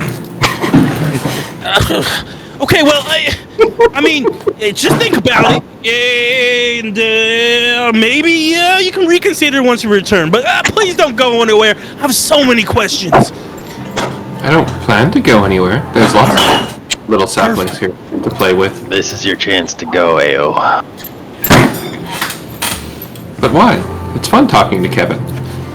I love talking to Ghoul too. Alright. Okay, so our group is now 5 of us. I hesitate to ask, but may I ride one of your falcons? Yes, Your Majesty. I'd be happy you ride with me, but I promise I'll keep the talking down to a minimum, only if I sense danger. I could ride my own falcon, thank you. I just wish to borrow one. I guess the proper thing is, you can borrow Fly. I can always take another one of the other ones. Fly's the biggest and the strongest, so you're probably No. safest with him. She's a leader. She should take Corporal Wormeater. It's up to you. All I care about is your safety. Yes, well, let us be off. Everybody now hears a rumbling, and then the ground begins shaking.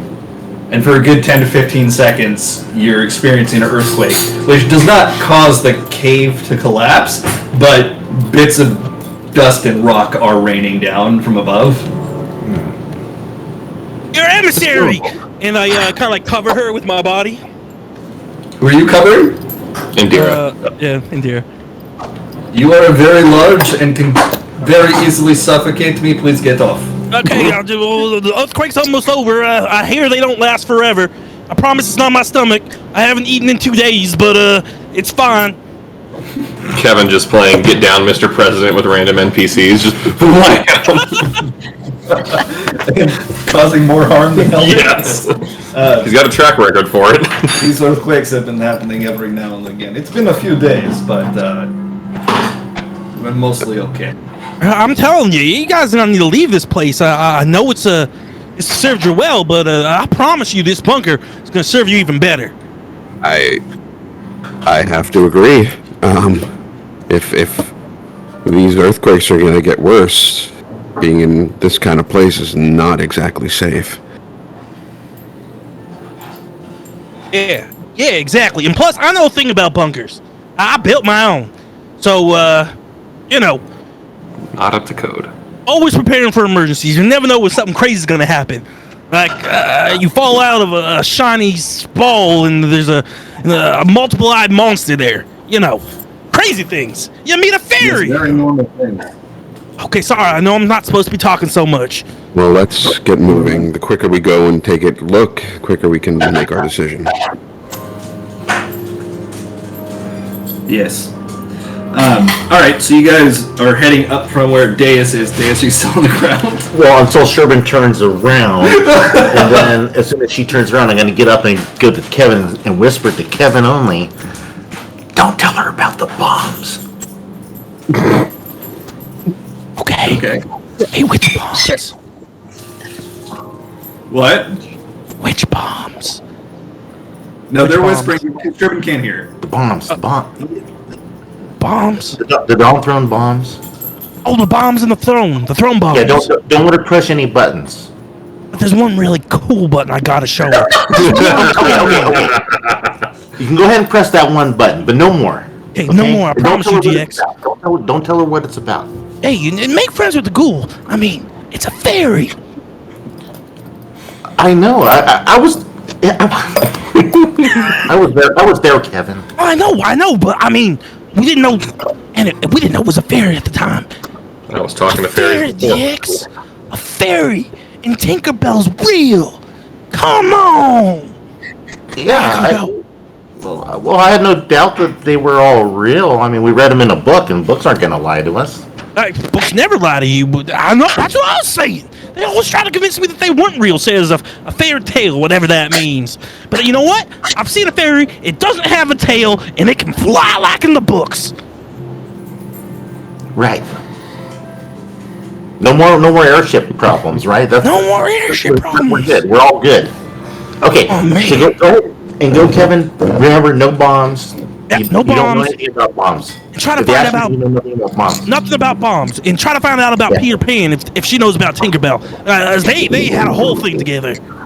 Sure, you can stay the conversation that way. That's fine. Just away from bombs. Right, no bombs. Should we come Yeah, up with and a I code gotta- word? The what? Should we come up with a code word? Like we used to do when we had kids and we weren't supposed to say something in class. Yeah. Oh, One Ambe. That's it. Yeah. Right. That's that pork Latin you used to teach me. Omelette. Omelette. I was gonna say more Latin, but I'm like, wait, Latin? Yeah, whatever the Latin analog is for this world that we're in. Kevin, Perfect. I feel like it would be Allegan. Yes, more Allegan. Locked in. I got it. You got it. I won't say anything about the omelette bomb days. Right. Wait. So then I'm gonna push Kevin on. Like, okay, get going, get them out of here. And then I'm gonna go to Soul and like, hey Soul, what does bull mean? I didn't have time to talk to Sid. I have no idea. Oh, you had one job, Soul. I know. I'm sorry. I got distracted by Kevin. You know how it is. Oh, I do know how that is. Okay, that's fair. I'll still try and figure it out. I'm sorry. Okay, that's fine. That's gonna be like the last one I'm gonna work on. Okay, but as soon as you find out, you let me know. Okay, I'm on it. You've got like spectators. There's people from the tribe that are just hanging out down here. You mean like a tree trunk? Yeah. I Yeah, think of you course. can eat out of that. No, you can't unless you hollow it out. I mean, you could sit on it. It's a Is that what stool. we're doing? No, but in the future we might. This is okay. This is good stuff. You know, in better times, there is this medicine that we inhale after setting fire to it. We call it packing a bowl. Oh. We might have to check that out in great detail later. Very intrigued by that one. I bet you are. I just love it. Every time he leans forward, he just disappears. It's like, He's very Either that ephemeral. or when I go to drink, everything just is. oh yeah, there you go. When did Saul learn to cast invisibility? Okay, Soul, thanks. Maybe you might want to confirm this tree trunk thing because that doesn't seem right to me. But okay, let me know. I'm on it. All right. Okay. So as you guys are walking towards where the where the birds are stationed, I guess is the word for it. You walk past the medical tent and you just hear, oh yes, well, Cockben is completely useless. What if we removed his arm and attached that to the stump of my leg? Would that work? Oh my gosh. Useless. Your mouth is pretty much useless. How about this? If you stay my in bed wife. and rest, and your leg heals a bit, and there's no infection from all of your moving around, then I'll get you a pair of crutches. But Fenrir! No. I don't want crutches. I want an arm to attach to my leg. Well, when you get better with the crutches, we can see about adding an artificial limb. Okay. You can make it a arm, you can make it another leg.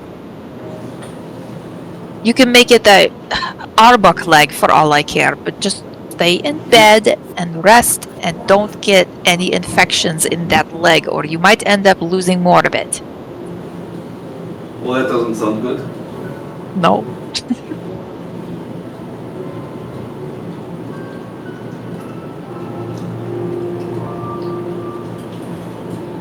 Sorry, I'm cleaning up a mess. Would it be an appropriate term to refer to all humanoids as humans? Contextually? They're referred to as mankind, but I don't know. You could use people. For the purpose of the game, we can call them humanoid. Humans, humankind, or something like that. Well, I mean, like, as distinct from, like, the Beastmen tribes. Yeah, like they're specifically referred to as mankind in the game. People of Eosia. There.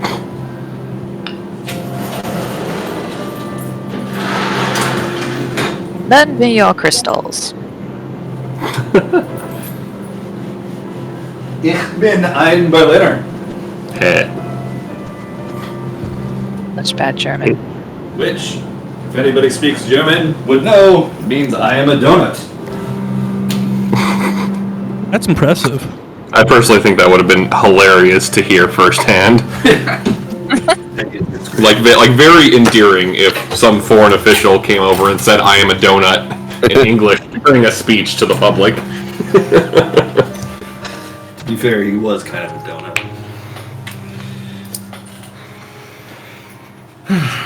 Because he got full of holes. No, he didn't. Wow. No, I just meant that he's a fucking moron. Anyway. So, you get to the birds. Corporal War Meter is there, and Harry says, Corporal, you want to get promoted? You're going to fly Indira to the Dawn Throne and back safely. Squawk if you understand. Good man. Harry salutes him.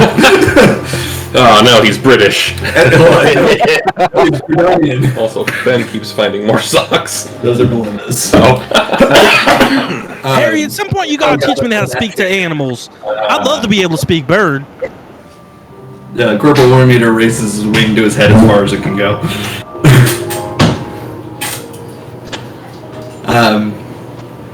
Okay, so Harry's just like, if you need me, I don't know, I'll be somewhere. And he walks away. Alright, so the quintet, there we go. The quintet of you begin your trek to the Dawn Throne. You climb on the birds, take them out of the cave, and then take flight. Again, it's about 15 minutes to get there. So in the meantime, did you figure out what a bowl is? Yes. Okay. Just, I didn't know if you had decided or not. Yeah, I gotta get the present done, so yeah. Yeah. So Sherman's staying behind. Omega, Kenji, and Harry are staying behind. Deus. Everyone else going? Deus. I'm staying back. I said your name, didn't I? No, but I thought it was the same. Oh, well, yeah. I knew Deus was staying behind. I thought I said. Anyway, yeah, so the rest of you are flying. And you see Genbu now, running away from a Morble. Riding the children towards the Morble. Now, you begin flying. Oh, it's Dylan! Hey, Oh man, I thought if that was Genbu who came on right now, my mind would have been absolutely blown. That would have been perfect. Okay, can the Omega come with us too? I think Dylan said he'd just be able to Oh, we can't listen. talk. Okay, yeah, then. Okay. Feel free to answer if that's the case. Or don't if that's not the case. Right. Wait, reverse it. Flip it and reverse it. Strike that, reverse it. I miss Gene Wilder. Okay, so, I need the 5 of you, well, 4 of you, I'm not making a Indira roll, make perception checks. Come on, be good this time. Yeah! 15!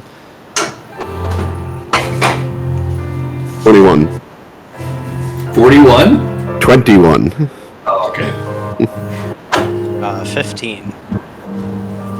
15, okay. Who am I missing?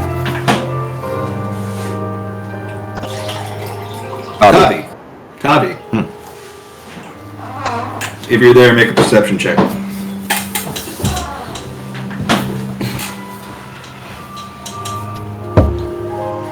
He rolled a 28. Wow. He can see into the future. Pretty impressive. He's busy booping Hallie's nose, or not Hallie, Audrey's nose. Audrey's nose. Okay, he said BRB. So all of you notice there is a strange rock formation on the way there, and you don't recall seeing it the last time you were here. Hey, I know I'm not supposed to talk, but has that always been there? No, it absolutely has not been there. Is that one of your Leviathans? The rock one? Titan? Perhaps he threw a rock there. I assume it's possible. I usually want to go check on these things, but since you're with us, I think we should probably just go straight to the bunker. That is a good idea, yes. I kind of stare at the rock as we're flying to see if it moves. Sure. Roll an investigation check. Oh, yeah, perfect. I got a -1 in investigation. 1 second. This is a long-distance investigation check. But I think if you're staring at it and trying to deduce if it's moving, that would be investigation. 7. As far as you can tell, it hasn't moved. Just keep in mind, and maybe on the way back we'll take a look. Okay. The rest of your journey to the Dawn Throne is unimpeded. Indira insists that you circle around the Dawn Throne and see if any Dotharl are there before you land, or if they're in the vicinity anywhere nearby, but you don't see any. So you land down at the Dawn Throne, tie up the birds, and then she walks in. So, where is the secret passage?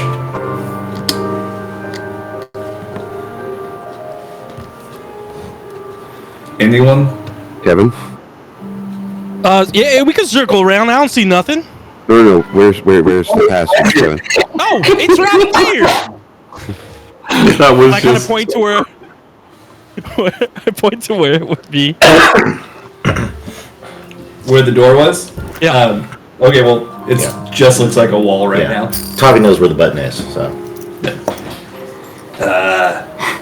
I think it was right over here. And he walks over behind the throne and feels around for a bit, and then finds the one spot and pushes it, and then... I kind of wish Tavi had stayed behind, so it was just Sherbin, Kevin, and Sid, and then Kevin trying to relay where the button was. That'd be pretty great, actually, yeah.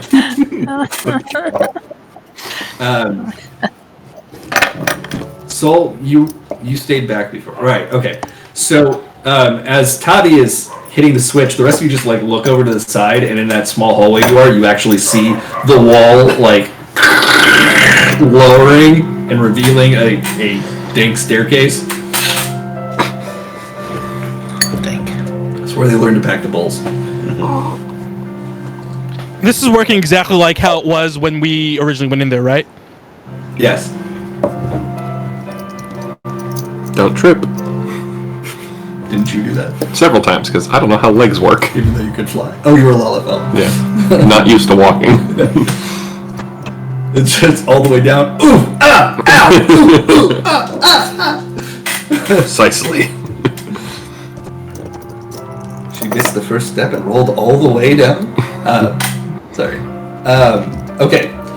It is the first time that Sol and Sid have seen this. Sherbin, you stayed behind? Yes. Yeah. Okay. And wait, why am I blanking here? There's 5 of you. It's Indira, Sol, Tavi, Sid, and Kevin. How was I forgetting Kevin? Kevin, Did you ever forget me? Kevin, you're the only one here aside from Tavi who has seen this, so they just see the door open with stairs behind it. Pretty cool, right? Yeah, just all the way down there, huh? Yeah, but wait until I show you about the button. Oh man, the button. By the way, Your Majesty, woman, girl, sir, ma'am, it's a long walk down, so I'm not saying, you can't make that walk, but it's a long walk. Try to keep up, and she just walks forward and goes down the stairs. I look at Sid, and I'm like, she's got a lot of spunk in her for her age. She's not that old, Kevin. I mean, whatever you say, Professor. Not wrong about the spunk, though. And you just hear it echoing up from the stairs. Oh man, Kevin picks up his walk. And I'll follow after. Okay, so for those of you whose first time here it is, you'll notice that the stairs are distinctly Allegan in make. They have the same design, the same groove pattern, the same kind of reddish color that you've seen in a lot of other Allegan constructs. But it leads a long way down, and again, it starts to feel a bit chilly as you get to where the lake is, and little bits of water are leaking in. Not a lot. It's like that kind of condensation kind of thing where water just kind of forms on it due to the temperature. And the fact that air hasn't really been rushing down here that much, or at least not fresh air, in quite a while. But after a fair amount of time walking, you reach the bottom. Right? Pretty cool, huh? It's And very large. are you sure that there's only one way in or out of this place?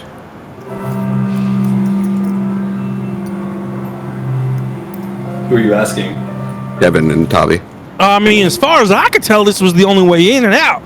I mean, once you see all these little places down here, we kind of investigated a bunch of rooms for anyone that wants to be there, and really on those stairs and the secret entrance is the only way we found.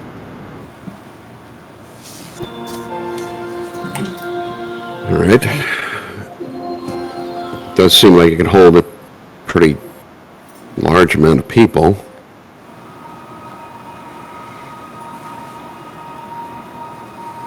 And you didn't have any kind of earthquake activity here while you were here, correct? Not while we were here, but, you know, only really noticed the earthquakes that couple times when we were up there, so I don't know, maybe, were there any earthquakes while we were away?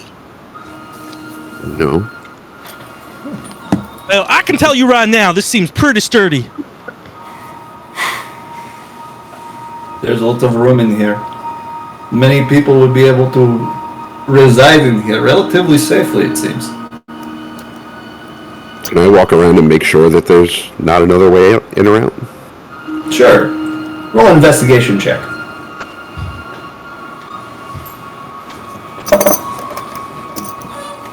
$23. Will you let him out, please? Thank you. 23. You search around the entirety of the room looking for any other kind of exit.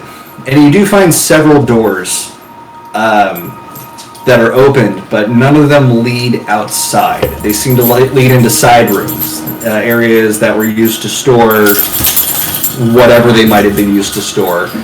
You do find some that look like they had food in them at one point that has long since rotted away.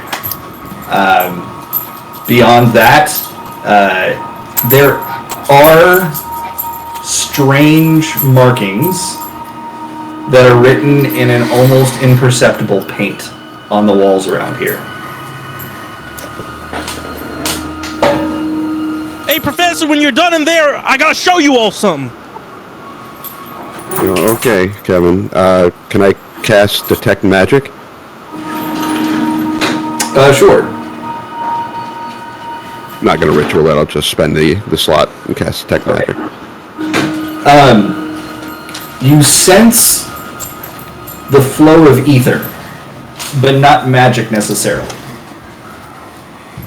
But through all the machinery in here, ether is definitely running. I don't think that will work for you, Sonny. Why do you say that?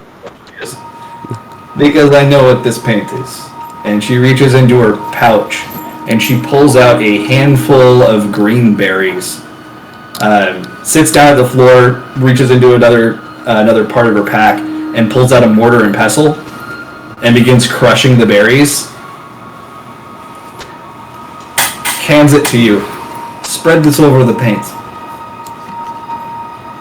Do so.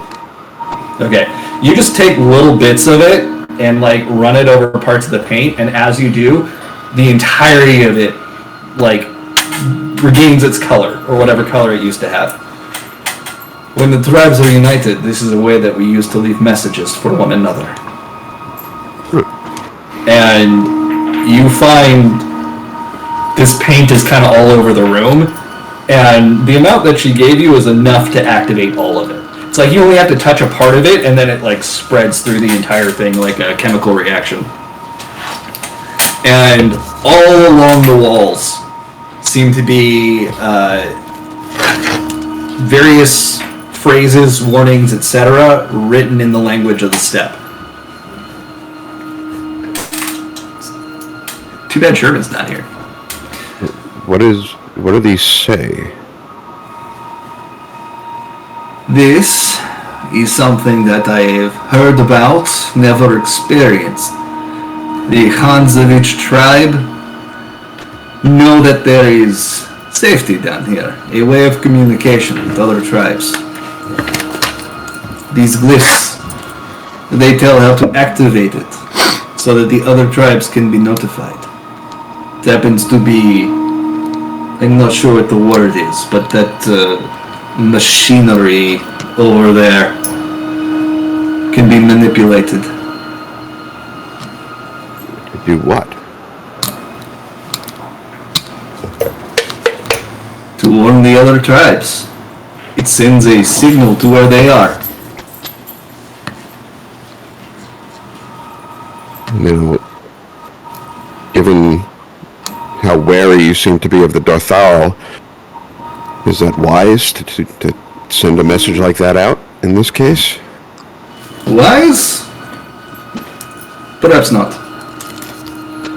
But know that, according to this, and according to what I learned, if you alert one, you alert all of them. There's no way to do so individually.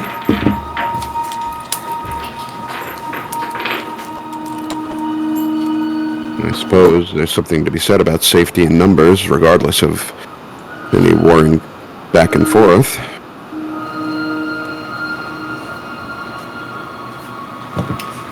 Well, I do not necessarily think that alerting the other tribes is the best course of action. This could be a place for us to stay. It seems relatively safe and secure. See? That's what I was saying. Well, how would we move everybody here? We don't have enough birds.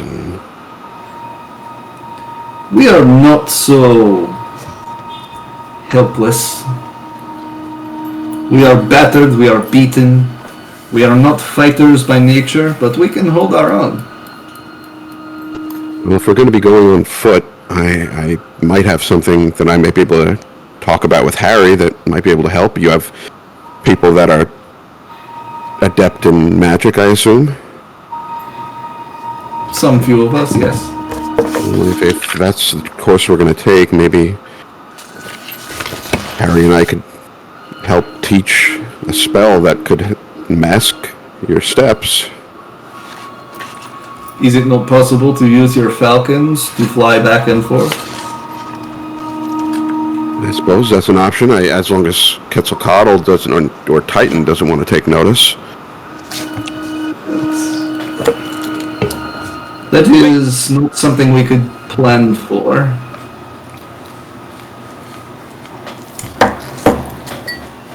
Yes, you may speak, loved one. I think you all need to see this. And I pushed the button. The same button that you pushed before? Yep. Okay. It recesses into the platform, glows blue, and then pops back out. Why did you do this? Have you ever seen anything like it? It's like pixie magic. Like you have your own pixie magic. Are you able to read these symbols that are painted around this machine? Yeah. That one is like a man with like a hat. That's a three-wavy line. This one looks like a circle with another little. Are they supposed to like say something? I'm pretty sure those are just pictures. This says the ground opens. Oh. Did I see any ground opening? I mean, it made some fancy lights. What does that one say? I didn't push all the buttons. That one that you are pointing at now says bring tribes together. I assume that is the one to notify everyone. Don't touch that one, Kevin. I wasn't going to touch any more buttons, but I really wanted to. Oh, I'm not supposed to be talking. Just wanted to show you the cool button when I pushed it. What do you think, Your Majesty, Grace, woman leader? Pretty cool place, right? Good place for your tribe. Easily defended. Plus, you can kind of ride out here and be really hard for any of those big monsters to get in. I mean, I don't think they could even fit through the door. I think this place is terrifying. Borderline blasphemous. But it could perhaps be safety for us. I do not want to touch this machine. Someone press this button right here. This one? Yes. Press the button. Okay. It looks like a topographical map of the Azim Steppe appears as a hologram in front of you. Oh! That's like what Sherwin does with her fancy like star thing. I think she called it an astroglide. No, that is a lubricant that we use for sexual activity. I saw what now? Developed by astrologians. Is that why they have the name? You know what? Never mind. What do the other buttons do? Don't push other buttons. I'm not. I'm just, if this one brings up a cool thingy and that one makes lots, I just, I'm kind of curious. She's just like staring at the map, and it doesn't appear to be like a satellite view, like not a real-time satellite view. It's more like this is what the area is. This is what you can expect here and here. But then there are like lines pointed to various spots on it, and one of them is glowing red. And this is the one where it looks like a large hole, and it's right where the Dotharl live. Hey, why is that one red? I don't know what these glyphs mean, but that is where the Dotharl live. Oh, the guys that the other people met on the way out. The ones that kind of started all this. Yes, perhaps. John said he's gonna take Kingston. I saw that. She says, somebody... This is worrisome, because I believe the button that Kevin pushed may have opened the grounds here. Why would that even be a thing? I do not understand why. I just see this is a map of our home. And this is a hole where I know there to be no hole. Oh, yeah, you let him in, please. Do you think it would be wise to see if everything is all right over there? Oh, sure. We may encounter the Dotharl, but sure, why not?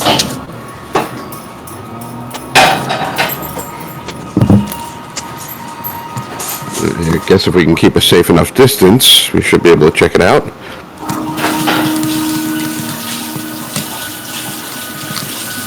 I think I will go back to our camp and prepare people to move here. I've made a decision.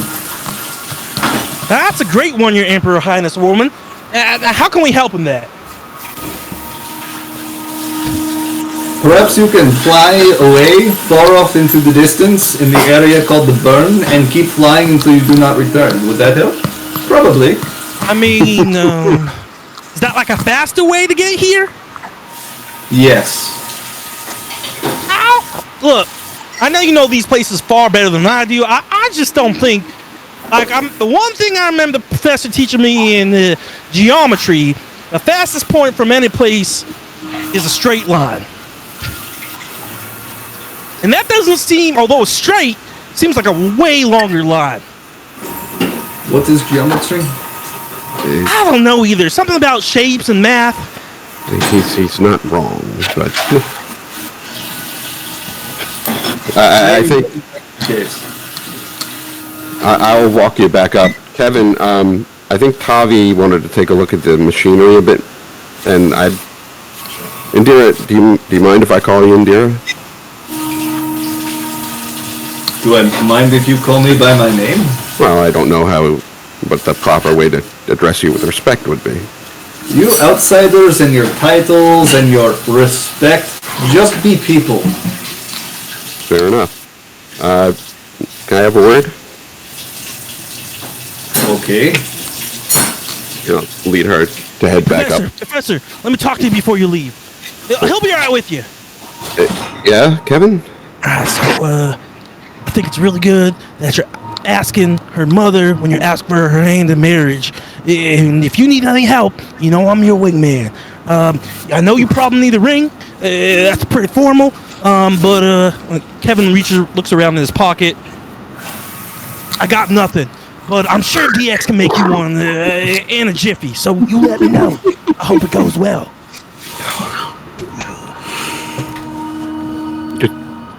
Stay here for a minute, please, Kevin. I'm gonna go help talk. Or is it Soul that was looking at the machine? Both of them? Okay, I'll go help. Okay. Sol and Tavi, while you're down here, you've seen your fair share of elegant equipment. Machinery, the like. It's something that Garleans study extensively. Is there anything that you'd like to do down here, or any questions that you have?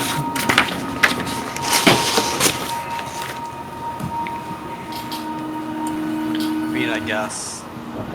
Would I know what this is then if I've been studying it? You know that it's a console that controls machinery from afar. Is it something I ever would have come in contact with myself?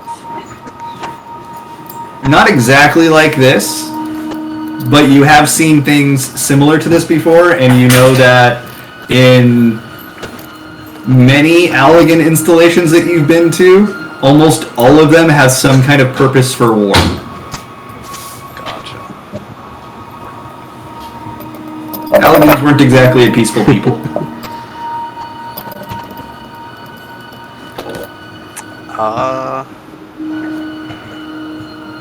I guess I wouldn't be doing anything specific around it, just be very disturbed by it. Okay. You do recall... Actually, did he hear anybody say anything about the ether bombs that were in here, or did you keep that to yourself? Well, I kept the bombs to myself. Did you say anything about weapons of mass destruction? I did. recall. Yeah. I talked about how it used to be a weapon that could control something big, but we don't know exactly what. Yeah. Depending on how curious you are about its soul, if you want, I would allow you to make an intelligence check. Yeah, let's do that. We could even call it history still a skill, right? Mm-hmm. Yeah, history. Would it be a history of a tragedy by any chance? I would say that would apply. So I will roll with advantage. Yeah. 25. Damn. Okay. 1 second. Sorry.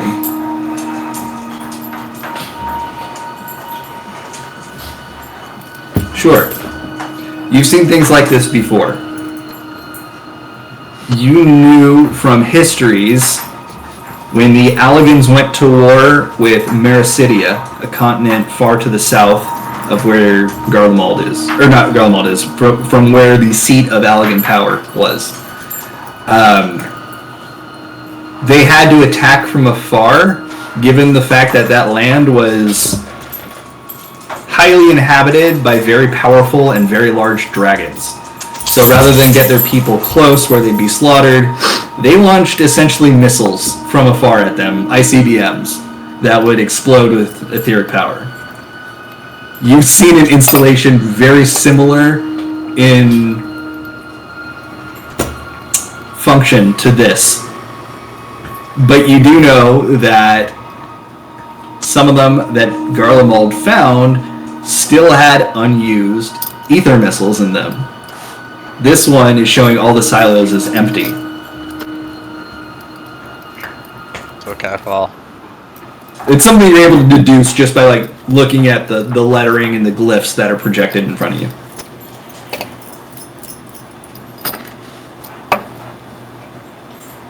Okay, Soul would have said something, but now that he notices that the silos are empty, he's probably going to keep it to himself for now, but yeah, he's very shaken that this is here. Hey, once Kevin gets back, he looks at you guys and go, "Hey guys, I think the professor's gonna ask the queen girl for Sherwin's hand in marriage." Okay, don't be as shocked. First affairs and now this. It was fine. What makes you say that, Kevin?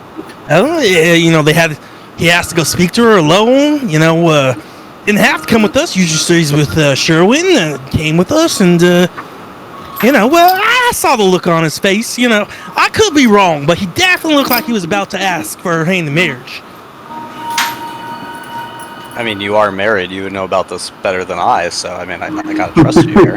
Well, my marriage is a little different. It was kind of arranged, but it was a good arrangement, And but I think this one's like the real deal. Okay. Speaking of, you figured out anything with this machine? Yeah, I don't think we want anything to do with this machine. Even if I do this, I hit the button. Not the one that makes this. The one that doesn't project. The first button. The very first button. The one that you've been pushing back and forth multiple times? Yes, exactly. You press the button. On the holographic display, you see that the hole closes up. What the heck? There's a hole there, right? What? I mean, every time I push this button, we get like these cool light things. You press it again and it opens. Just Kevin with the universal garage door remote clicker just going through the neighborhood. I have a feeling that this button makes the hologram change. Ah, so cool. I figured it out. I'm so good with machines. DX would be so proud of me.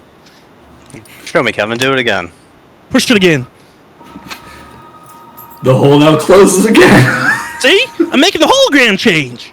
Ain't that cool? So wait, I'm back. What is this hole that we're seeing? Welcome back. Through tinkering around with the machinery in here, Indira was able to find, I don't know if you were here when Indira found essentially the invisible ink paint and how to, okay. Well, Sid found strange, basically translucent paint all over the walls, and Indira showed him how to make it, become visible. And it's by rubbing certain berries on it, causes a chemical reaction to make the paint visible. And it's written in the dialect of the steppe. It's an Aura language from around the steppe. And it's basically telling all kinds of things from the past tribes that have been down here. And explaining a little bit about what the machine does. So she pointed to one that was essentially a map, and it projected a holographic topographical map of the steppe that you're in. And Kevin's pushing a button that he had no idea was doing anything really, and it seems to be causing a hole in the ground to open and close and open and close every time that he presses it. On the projection. A hole in the ground? Can we recognize where that hole is? You did. It's where the Dothara were, where their tribe essentially hangs around. They're nomadic, but they stay in the same general area. And it looks like a hole in the ground, not like a doorway or something? It appears to be a hole in the ground that opens. I think of it like this is how I'm imagining it, and tell me if I'm wrong, Des. So think of a missile silo, and it's like the hole that would open for the missile silo to be launched. The missile to be launched, right? 100% accurate. Yeah. But Kevin thinks And he's now just it's a making poop the shit. thing. He's just making the thing move. Isn't this cool? It's like a game, but one that you can interact with. Man, just think if we can make something like this and put people in it, and they could do things, we can make a lot of money. I think you put weapons in that thing. Yeah, I'm pretty sure that's just a picture. It's a picture of a location. Here, actually. No.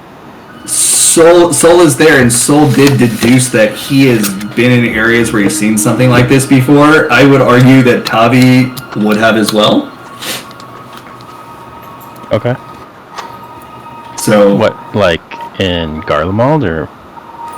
So Garleans are very fascinated with Allegan technology, and you would have found various Allegan ruins throughout the world that you essentially claimed for Garlemald, and you study it, and you've been inside some of those, and they look very similar to this. Not exactly the same, but similar. Do I kind of recognize what some of the other buttons might do then? No, not as such. And if you try to push him, Kevin would say, well, the Queen Girl said we weren't supposed to push the buttons. Apparently some bad things can happen. But I don't see her around, and I promised I wouldn't hit a button. I'm saying Like, you didn't make any promises. So we wouldn't recognize what those buttons do, though? Like, there was No, like but one you to do turn on the recognize- lights or something. No, not necessarily, because every installation you've been in has been a little bit different. But you do recognize some of the glyphs that are being projected, and I told this to Sol as well. You found ether missiles, basically WMDs, in other installations. This one, all of the silos appear to be empty. It's too bad none of these are loaded. That might be one way to take out one of these primals. That's a What do you completely different reaction to some of the other people. Yeah. What do you mean loaded? Like I said, these are weapons. Not great for using on people, but when you're up against a primal, maybe something like this might have helped. Wait a second. So you're saying this thing's kind of like a cannon that was being shot at us when we were trying to... Oh, I don't think you were there.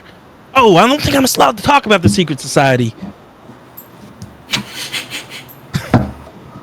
Yeah, it's just like that. So this is like open up a hole in a cannon? I thought the holes on the cannons were always open. Different kind of cannon. Interesting. So, what do you think that button does? I mean, it wouldn't be crazy if someone pushed it. Yeah, you should probably avoid pushing the buttons. Looks like the munitions are all gone here anyways, but rather not mess with them for now. Alright, well, you all know fun. And Kevin pushes the button to close the silo. You had already had it closed, so it opens again. Yeah. He repushes the button. Okay, it opens one more time, which is how you left it from before. Alright, while that's happening, Sid and Indira, you're walking up the stairs together. First, I just wanted to thank you for your hospitality. I know we brought a bit of drama to your doorstep that you probably didn't need. So, To be perfectly blunt with you, I didn't really have a choice. You were there when I arrived, and you are helping our people. I do not want you there, but at this time, kicking you out does not seem prudent. fair enough. And I mean, it kind of leads into what I was going to say. If we hadn't been here, if I hadn't been here, I think you guys would be in a lot rougher position than you are now with Quetzalcoatl attacking. So, I do not deny this. excuse me? I do not deny this. And I'm not asking for anything in return. It's the right thing to do, and I would have done it regardless of any feelings I may have anywhere. But if you're willing to just allow me to say one thing. I'm listening. You said yourself that you don't, you've never been off the step. You pretty much spent your whole life here, and you don't know much of what's going on outside, correct? This is correct. Well, and don't take this as me trying to tell you what to do. I know that doesn't have any weight, so just more of a plea than anything else. Before you make any decisions, listen to Sherbin. She's been out there. She knows what's going on. And if anybody's going to keep that tribe safe, it's going to be her. So what you're saying is I should defer to the person who the tribe would most likely elect to replace me as Khan. Yeah, I am. Tell me, if you were in a position of leadership, which you are respected and you're looked up to, would you willingly give that up? No. But I also wouldn't be foolish enough not to take into account the opinions and knowledge of somebody who's been more widely learned than myself. It is a good thing, then, that I am not a fool. And despite my personal misgivings, I listen to everyone who has knowledge.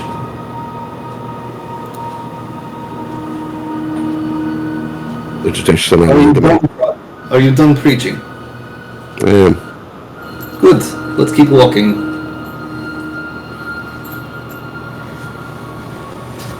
Alright, and he's fine. I don't think he has anything left to hear right now. So you get to the top, and she says, I am taking this fine bird back to the caves, where I will speak with Shogun. And while I have already made up my mind that this is the best course of action to stay here, I will listen to what she has to say before I announce it. I would recommend, and call this a personal favor, have your friend Kevin stop pushing that button. I have a bad feeling. I think you know as well as I, sometimes trying to get somebody to do what you want in that capacity can be very difficult. Okay, perhaps my diplomacy here came off wrong. I will keep him from pressing the button. Thank you. There is one other thing that you must do before you are allowed back. I want you to survey the area around the desert where the Dothar live. From a distance, do not get too close. But I want to see if there is damage there, based on what that button did. Understood. She just nods to you, and then turns her back and walks away. Watch her go and wait up there for everybody else. Okay. She hops onto Corporal Warmeter and takes off. And then gets call, comes and eats now. Just kidding. And now Sherbin's in charge. I don't think they're coming back. We might as well head back up. Talking to Sol and Toffee. I'm sorry, Sal and Toffee. Toffee. Okay, yeah, I'm okay to get away from this machinery. Chicken toffee for the soul. Sorry. Once we get up towards the steps, I go, "Hey, Professor, how'd it go?" Did she say yes? Kevin, I wasn't asking for Sherbin's hand in marriage. You weren't? I wasn't. Okay, I mean, look, sometimes people get cold feet. I know it's a big decision. And, you know, I'm here if you need me. But Kevin, that's not allowed. Why not? It's the rules of the tribe. You know, even though it's the rules of the tribe, I mean, is the tribe really going to stand in the way of love? I mean, I see how you two look at each other. I mean, look, she seems like she likes all her husbands, right? But honestly, yeah, I think she just looks at you differently than she looks at them. You know, I don't... All I can say is that I don't need a title or a ceremony to tell me how I feel. I know, but, you know, in the Book of Bob, it says, you know, if you're in love and for the right reasons, you should be joined in holy matrimony. I mean, I'm not saying you got to follow my religion, even though, you know, I think you should, and the great religion. But, you know, but, it's just, if she got married to all these other fellas, I don't see why she shouldn't be able to marry someone that she actually loves. Wow. First of all, I'm not going to assume anything that she feels. The fact of the matter is, Kevin, I'm perfectly content with the way things are if that's the way it's got to be. I knew about this starting up and going into it, and nothing has changed in my mind in terms of being okay with it or wanting to pursue it. So it's not something you need to worry about, Kevin. All right, Professor. Look. You know me. Yeah, I feel like everyone should do what they want to do. But all I gotta say is if all those fairy tales end up being kind of true, then that means true love is out there, and it might be staring you in the face. Anyway, here if you need me. Where'd the queen go? She went back to the cave to go get things. Want to go by yourself? Yeah. Kevin, she's a lot more capable than you're giving her credit for. I don't know. I mean, yeah, I guess she's the leader. She has to have some strength I haven't seen yet. First of all, she's not that much older than me. She looks pretty old. She's not. I mean... Anyway. She's got a lot of sun. Before we go back, we're supposed to go and take a far peek at the Dotharl area and make sure that things are okay over there. Wait, the ones that created all this to begin with? No, the ones that had a hand in it, but with what you were pressing, we are a little concerned that there might have been something going on there that might be a problem. So if we can take a quick circuit around and be careful about it and stay at a fair distance and make sure everything's on the up and up, I think that's the smart thing to do. Alright, you think we can get there without being seen? I mean, shouldn't we just send someone that's super, stealthy? Because if it were me, Professor, I'd be unaware. I'd have outlooks posted everywhere, during a fight like this, watching out for things. I don't think you can, fly around and not be seen. Well, we'll try to stay a fair distance away and not engage anything if we can help it. We're just taking a look. We're not touching down. We're not getting involved. We're just taking a look. Well, I'm with you, Professor. Whatever you need. All right, let's get that done so we can get back. So I'm assuming that Tavi and Sol came up with Kevin? Yeah. Okay. So your birds are there. Are you going to go take a look at the desert to the southeast? I'm not going to make anybody take this flight, but I'm going to go. Oh, I mean, I don't see why they can't come with. Yes, sir. Okay. Sol, do you want to go there? What are you looking for? Because Indira Khan asked you to go surveil the location because she had a bad feeling based on what she saw in the map. And what are we looking for, Professor? Where'd she go? She flew back to the cave. Yeah, I'm gonna go back to the cave probably. Okay. Well, yeah, go check on her. Make sure she's okay. Are you okay? So, Sal, you had this weird look on your face ever since you investigated that machine. Oh yeah, I think it'll be okay, but I'm just gonna go see what they're doing back at the caves there. All right. Well, I guess it's just us three then. Is Sol still untrusting of Indira? I'm just curious. Oh yeah, out of character 100%. Okay. Yeah. I was just trying to put it together in my head. I'm like, what's he thinking? Okay. Cool. Not you. Alright, so Sol, you fly back towards the cave system. The rest of you take off, do like a lap around the Dawn Throne while you're gaining altitude, and then head to the southwest. You can see the desert from your vantage point above the Dawn Throne, but it's kind of far out. It's at least like 7 or 8 miles away. And you begin flying there at a pretty decent height. It's hard to judge exactly how high off the ground you are right now, but things below you, like human-sized objects, appear about the size of mice, if that gives you perspective. Oh. As you fly towards the desert,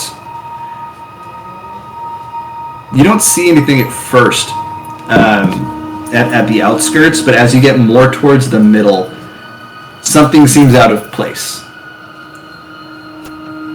A approximately 2x2 palm opening in the ground, a gaping hole in the middle of the desert. Hey, you see that hole? That's the right reaction. Yeah. Yeah. I'm starting to put two and two together. I think the map thing down there in the bunker and the hole that kept opening up is actually that hole. Mm-hmm. By 2 miles. So this hole is 2 miles wide. 2x2, yeah. Kind of WMD they got in there. Soul's not there. Tavi, roll a history check.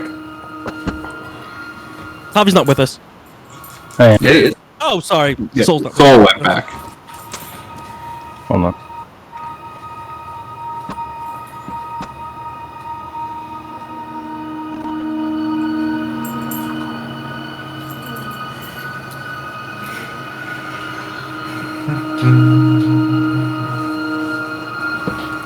I've never used this song before. I think it works. I feel like it's a good cave ambient song. Even though you're not in the cave anymore. Yeah. 23. Nice. Okay, it's very readily apparent to you as soon as you see the size of the hole what it was used for. In other installations, particularly one near the Crystal Tower in the Mordona region, you found a vessel in disrepair, but it was clear that it was used to ferry people from the Earth to space. As soon as you see this, you realize this must have been a place where they would have launched one of those. Are you talking like a spaceship? Yep. Maybe not weapons then. What? No, some kind of aircraft launch.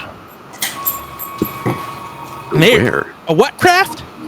Like a flying boat? Like some kind of ship that they use to do space exploration. I do what? Exploration? To go up in the sky really, really far. Oh, why would you want to go up there? What do you mean? Isn't that where Bob lives or some shit? Oh no, Bob lives in the kingdom of heaven. Yeah, isn't heaven up?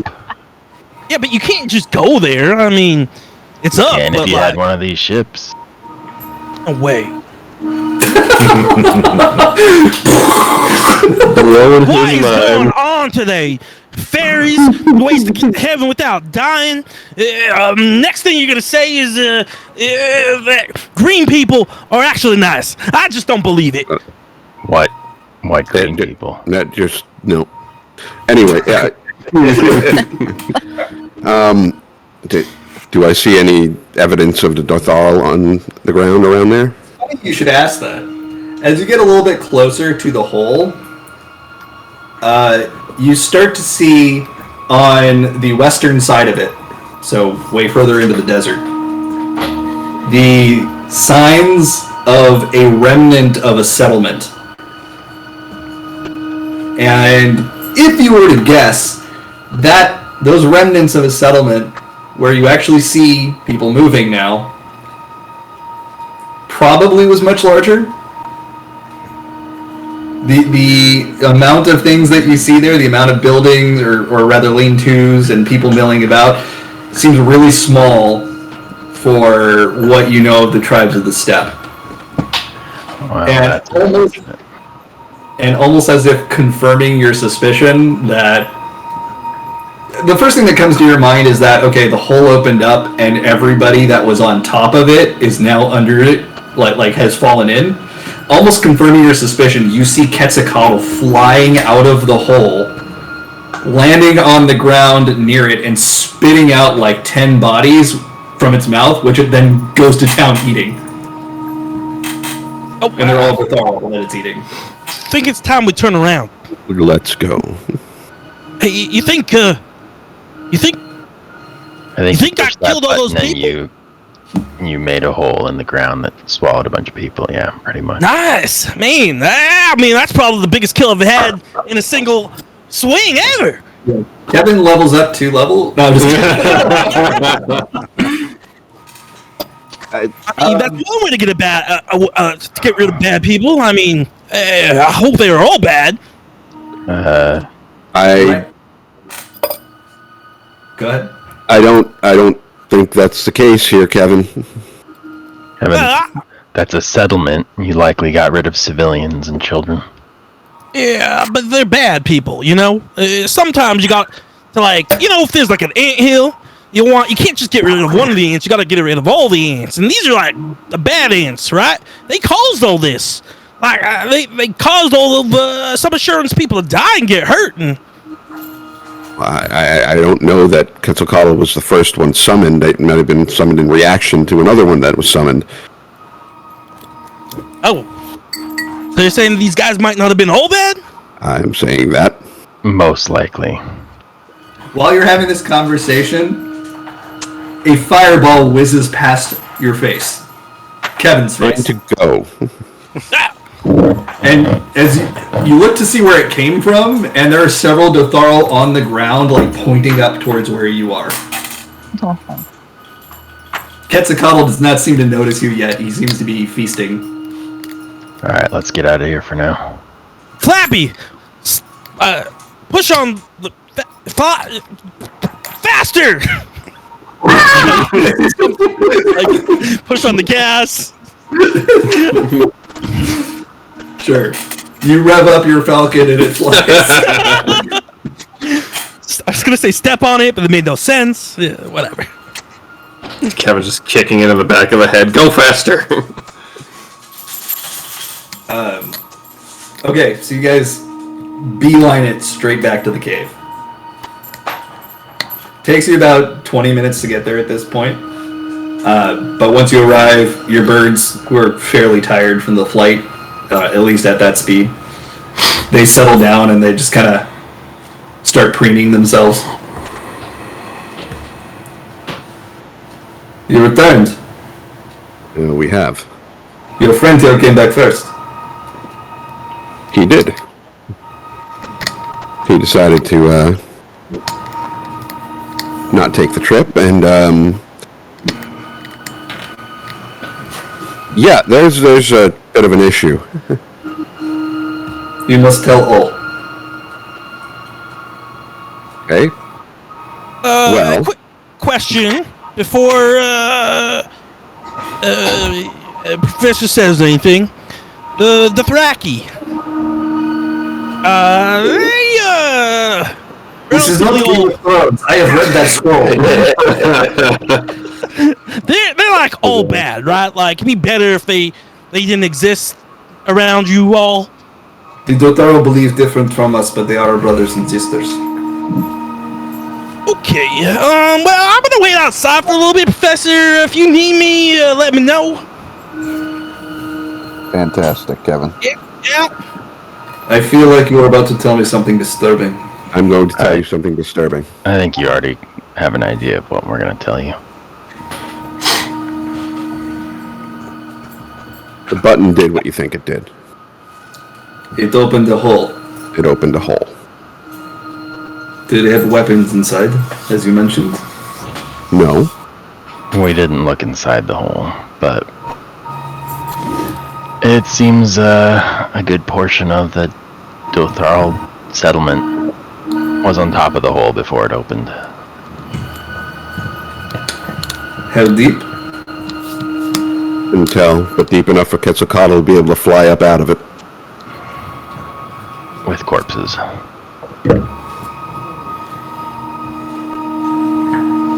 This is indeed disturbing.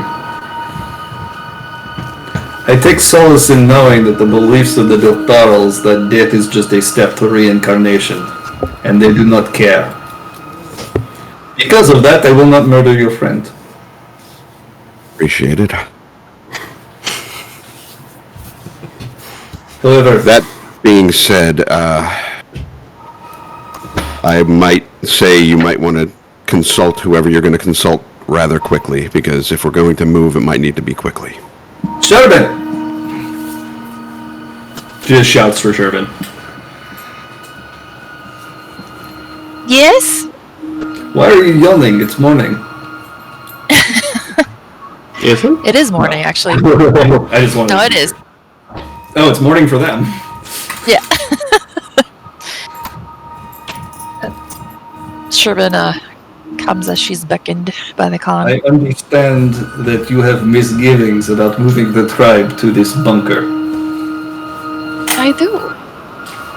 Why? As you very well know of. Because it's almost the exact same situation as we are currently finding ourselves in.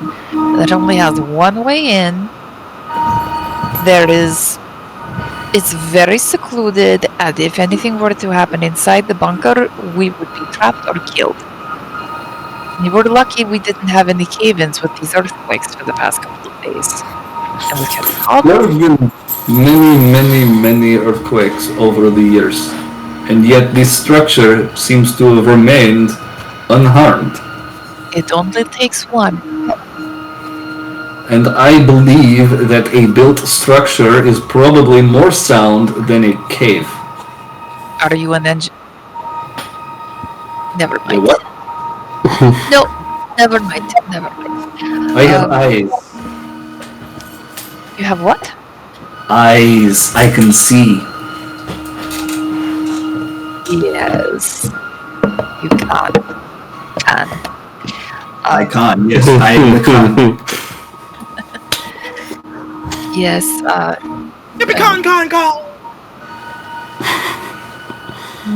Not only that, but we knew what to expect when we were inside this cave. We don't really know what to expect in that bunker. I have examined it. I have read the symbols on the walls. Did you see them? I have not been over there. This has been used as a safe refuge for our ancestors of the past. If they were to use it, and we are still here, obviously they survived. Sherbin just puts her hands up like this and just sort of shrugs her shoulders and, alright. I've said my piece. Ultimately, it is your decision on what the tribe should do. You, as Khan, know what is best for us, so I trust your decision. Okay. I thought it would be harder. I figured you'd have more arguments against me. I'm tired.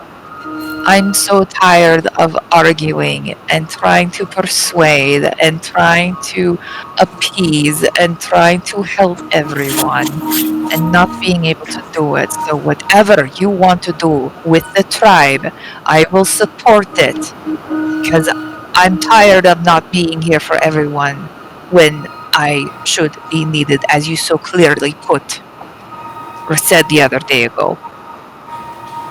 So again, whatever you decide, I'll do it. Here I was worried that your travels in the outside world would muddle your head, cloud your thoughts, make you not understand the best needs of the tribe. But here you are deferring to me, your Khan, who does know the best needs of the tribe. I was wrong. You were not, you did not lose your head when traveling amongst those not like us. Well, you can sort of take it as a... Nothing more needs to be said. Huh? Nothing more needs to be said. We move in 2 hours. And she, with it, walks to her encampment. She what? She walks over to where she's encamped. No, I've had enough of her.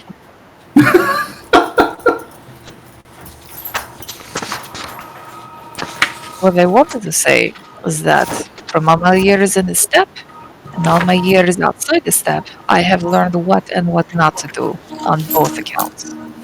Unfortunately, she has not.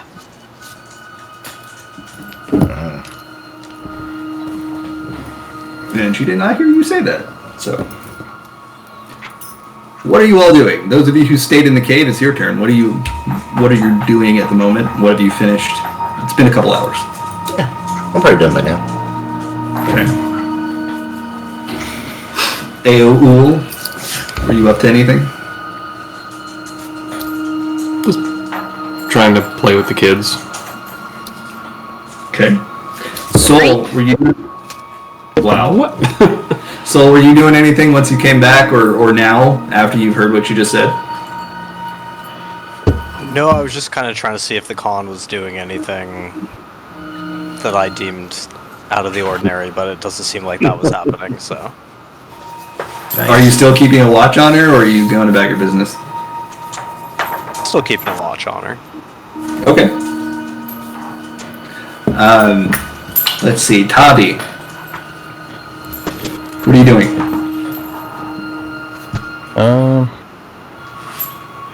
I don't know, I guess hanging out with Sid after we saw that Kevin killed a bunch of people. Speaking of which, Kevin, how you feeling? Conflicted. Evan walks back in. I look to see if anyone's looking at him all weird. Doesn't seem so. Okay, head straight to DX. Hey, DX, I need some advice. Yeah, go ahead and ask it, Kevin. So sometimes you push buttons that maybe you shouldn't push, but you push them anyway, and you think it's just a button. What could a button do? And in this hypothetical situation, what if the button you pushed opened up a giant hole and killed like a bunch of people? Would that be a bad thing, like not to get into heaven type thing in this purely hypothetical situation? Well, I think it entirely depends on the type of people that were being killed, right? Really horrible people. I mean, it was the Dothraki. I mean, in a hypothetical situation, of course. Sure. So hypothetically, these Dothraki, they don't sound like they're very nice people. So, well, here's the thing, though, Kevin. You should never try to kill people just out of hand, right? I mean, there's that. I know, women, children, the innocent ones. You don't want to hurt them. Yeah. So, and I'm sure there's good people on both sides. That's what you told me before, on both sides. So, I would say that it really depends on the time of day. Okay, if it was like morning or like mid-afternoon? Yeah, I think so. Because if you kill people too early in the morning, that's pretty good, because they didn't do all their stuff in the day and they were going to relax, and then they didn't, got cut short in their prime. Killing them later on in the day, probably worse, because... Are you doing the riddle of the Sphinx? Are you doing the riddle of the Sphinx? No. Okay. I'm trying to give moral values to an immoral act. I mean, are you using mooring as in, like, youth and... No, literally. Like, if I woke up and I did all my errands for the day and then I died, I'd be pissed. Because you had to do all the errands first? Just get it over with, Alright, well... DX, that actually happened. I know I said it might just be a hypothetical situation, but I did hit some buttons and accidentally opened up a hole. I mean, who thinks like a button opens up a hole? I mean, it makes no sense, right? And it just so happened that there were all these people that were there, and I'm sure some of them were bad, but I'm sure there's some of them that are like, just supporting the bad ones. Right. Well, Kevin, I did tell you not to mess with the silos, so there's that. I know. I don't think I'm to blame in this situation. No. You didn't do anything, DX. I just, I just never thought a button could do so much damage. Oh, yeah. Buttons have caused major tragedies in the history of, like, Cliffside. I mean, I can't even remember the, that one Hallones Day massacre with the button. It was horrible carnage everywhere. Right. Yeah, Mike crazy. Bob. You mean like when everybody was talking about how they wanted to push Miss Miller's buttons? Yes. Yeah, and I was had a hard time finding the button. So it was all right. Yeah, exactly. I didn't even think the button was a real thing, but Right. you know, Most men don't. yeah. See, exactly. Okay, well, thanks, DX. I feel so much better talking to you about this. But here's the thing, though, Kevin. No matter how many times you push a button, the damage was done the first time you pressed it. So anytime after that, don't even worry about it. Good point. Yeah, exactly. And had I known he'd done something, you know, I wouldn't have done it. Right. And even though I told you not to press buttons, and you did. You know, yeah, I know. We have to move on. You're right, DX. This is why I should listen to you. This is why you're my most trusted friend. Right, they would have all died the first time. Speaking of, but the first responders would have been killed the Pixie go? second time. What was that, Kevin? Where'd the pixie go? Are you a what gender are you? They went up to hang out with the kids. The last I saw, at least. Did they tell you about Peter Pan? Peter Pan? No. You know, in Tinkerbell, the story. Oh, well, the Tinkerbell thing. Well, you told me that story. I know Peter Pan. Yeah, you didn't talk to the fair the whole time? This is the same guy that told you what a bowl was. Yeah, okay, this guy knows about the Peter Pan. Yes, Yeah. I make it all the time. Wait, what? It's bread. It's a loaf of bread, very peaty. Oh. He's Spanish Nice. I think some of that Archon loaf. It's not That's dirt. We found the culprit behind the Archon loaf.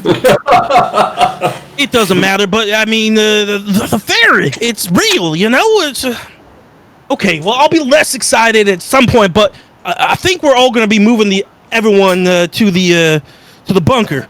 So, can I help you with your stuff? Yeah, you can help me pack up a little bit. I was pretty much done anyway, so it's kind of mostly together. But yeah, I could use some help getting my Falcon ready. Alright, sounds good. I'll just start helping everyone, DX, and then everyone, and kind of get everyone set. And then I want to talk to the queen. Indira, thank you. Okay, well, before that happens, Indira is giving orders to people about what they're to do. And some of the first things that they do is they set up a pulley system to lift and or lower people off the cliff down to the ground below so that they can walk towards the Dawn Throne. And they seem to be lowering people down like on beds, like stretchers, the ones that can't really walk, such as Brigzak. And Not for lack of trying. you see him hopping around. It's like, I'm fine. Yes. So while all this is getting ready and people begin being lowered down off the cliff, some people look like they'll fly on Falcons. Many people refuse to fly on the Falcons.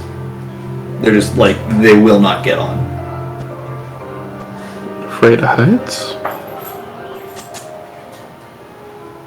I'm gonna go catch up with Sherbin and grab her by the hand and lean in real close.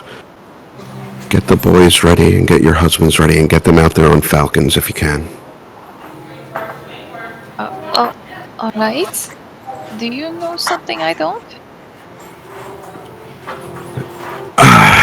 We may have an issue with the Detharl. And the quicker the Detharl. No. Does the Khan know about the Zafar? Yes, she does. And she didn't say anything. I don't know if she's thinking straight that they may look to come this direction, but... Sorry, I was asleep. You say that, did I hear you say something happened with the Detharl? And you see Kenji fell asleep in one of the beds in the infirmary. Yeah, apparently that device in the Dawn Throne opened up a chasm right by the Dorthal settlement. And quite a bit of it seems to have been destroyed. Huh. Well, I'll go get my things. So yeah, get the boys ready and get your husbands ready, and if they'll take a falcon, do so. Alright, I will. Thank you, darling. She gives him a quick kiss before she rushes off to get her kids and her hubbies, try to coordinate them with the falcons. I will go back and try to get anybody left in the infirmary as mobile as I can. And as you're doing that, you actually see Indira in her element right now as a capable leader, delegating things to the people that can do it and directing what appears to be the exodus from the cave. And she seems good at it. She seems like she's comfortable leading in this way.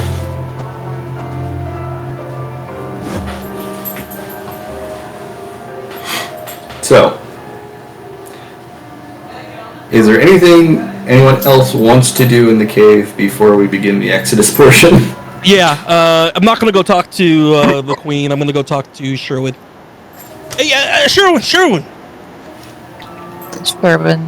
Sherwin's packing up her children's things, and she's looking over at Kevin like, yes, what is it, Kevin? No, I just want to let you know I'll personally take you and your kids on the Falcon with me. You know, it's my job to protect you, and honestly, there might be some trouble ahead if we're not moving fast. So let me know when you're ready, and I'll take you all out. I appreciate it, and I understand what this trouble is that you're talking about, and I would feel more comfortable if my husband were taking care of my children on the Falcons. I just figured you'd be traveling with your kids. My husband's will. You won't? And I'll be following them. Okay, well, I mean, I still gotta protect you. And right now, I gotta stick close to you. What about the others who need the protection on the ground? Once I get you safe in the bunker, then I'm gonna go help them as well. So that brings up an interesting question. Sorry, I didn't mean to interrupt too much. But there's not enough Falcons to take everyone and your group. It's going to be multiple trips. Are you going on foot or are you going on Falcon? I'm going on foot. I'm going to be ushering people on Falcons who want to take the Falcons. Like, first I'm going to take Sherwin and her family, depending on how this conversation goes. Yeah. And they're most likely going to be sharing Falcons anyway. With how big they are. Falcons can carry 2 adults at most. Like 2 adult male aura, or? We're just going to, for the sake of Okay. math, it's just going to be 2 adults. Okay, that's fair.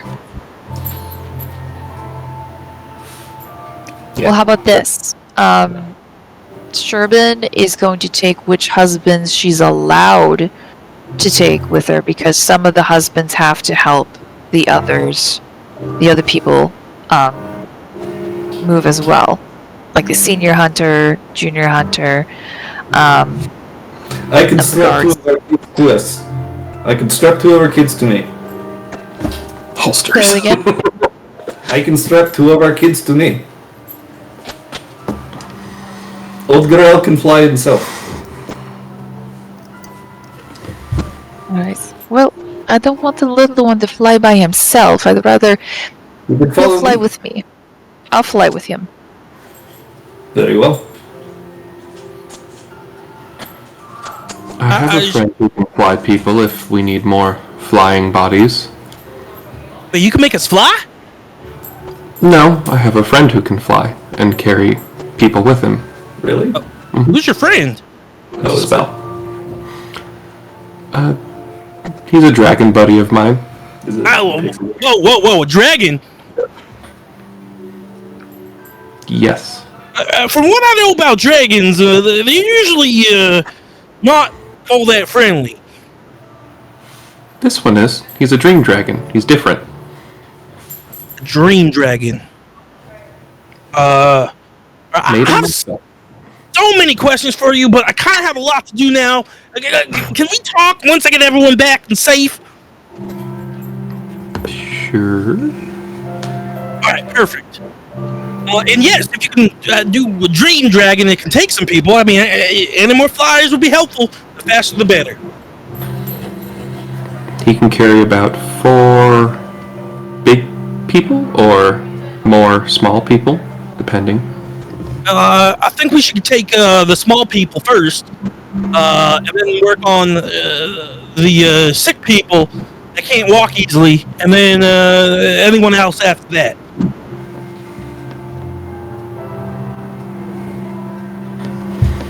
Okay, well, do you point him out, or tall one points him out, or the one with the cute little sapling points him out? The old woman that's yelling a lot, she's probably the one to ask. Be careful, she's kind of mean, but, you know, think it's kind of just a leader thing. I don't know.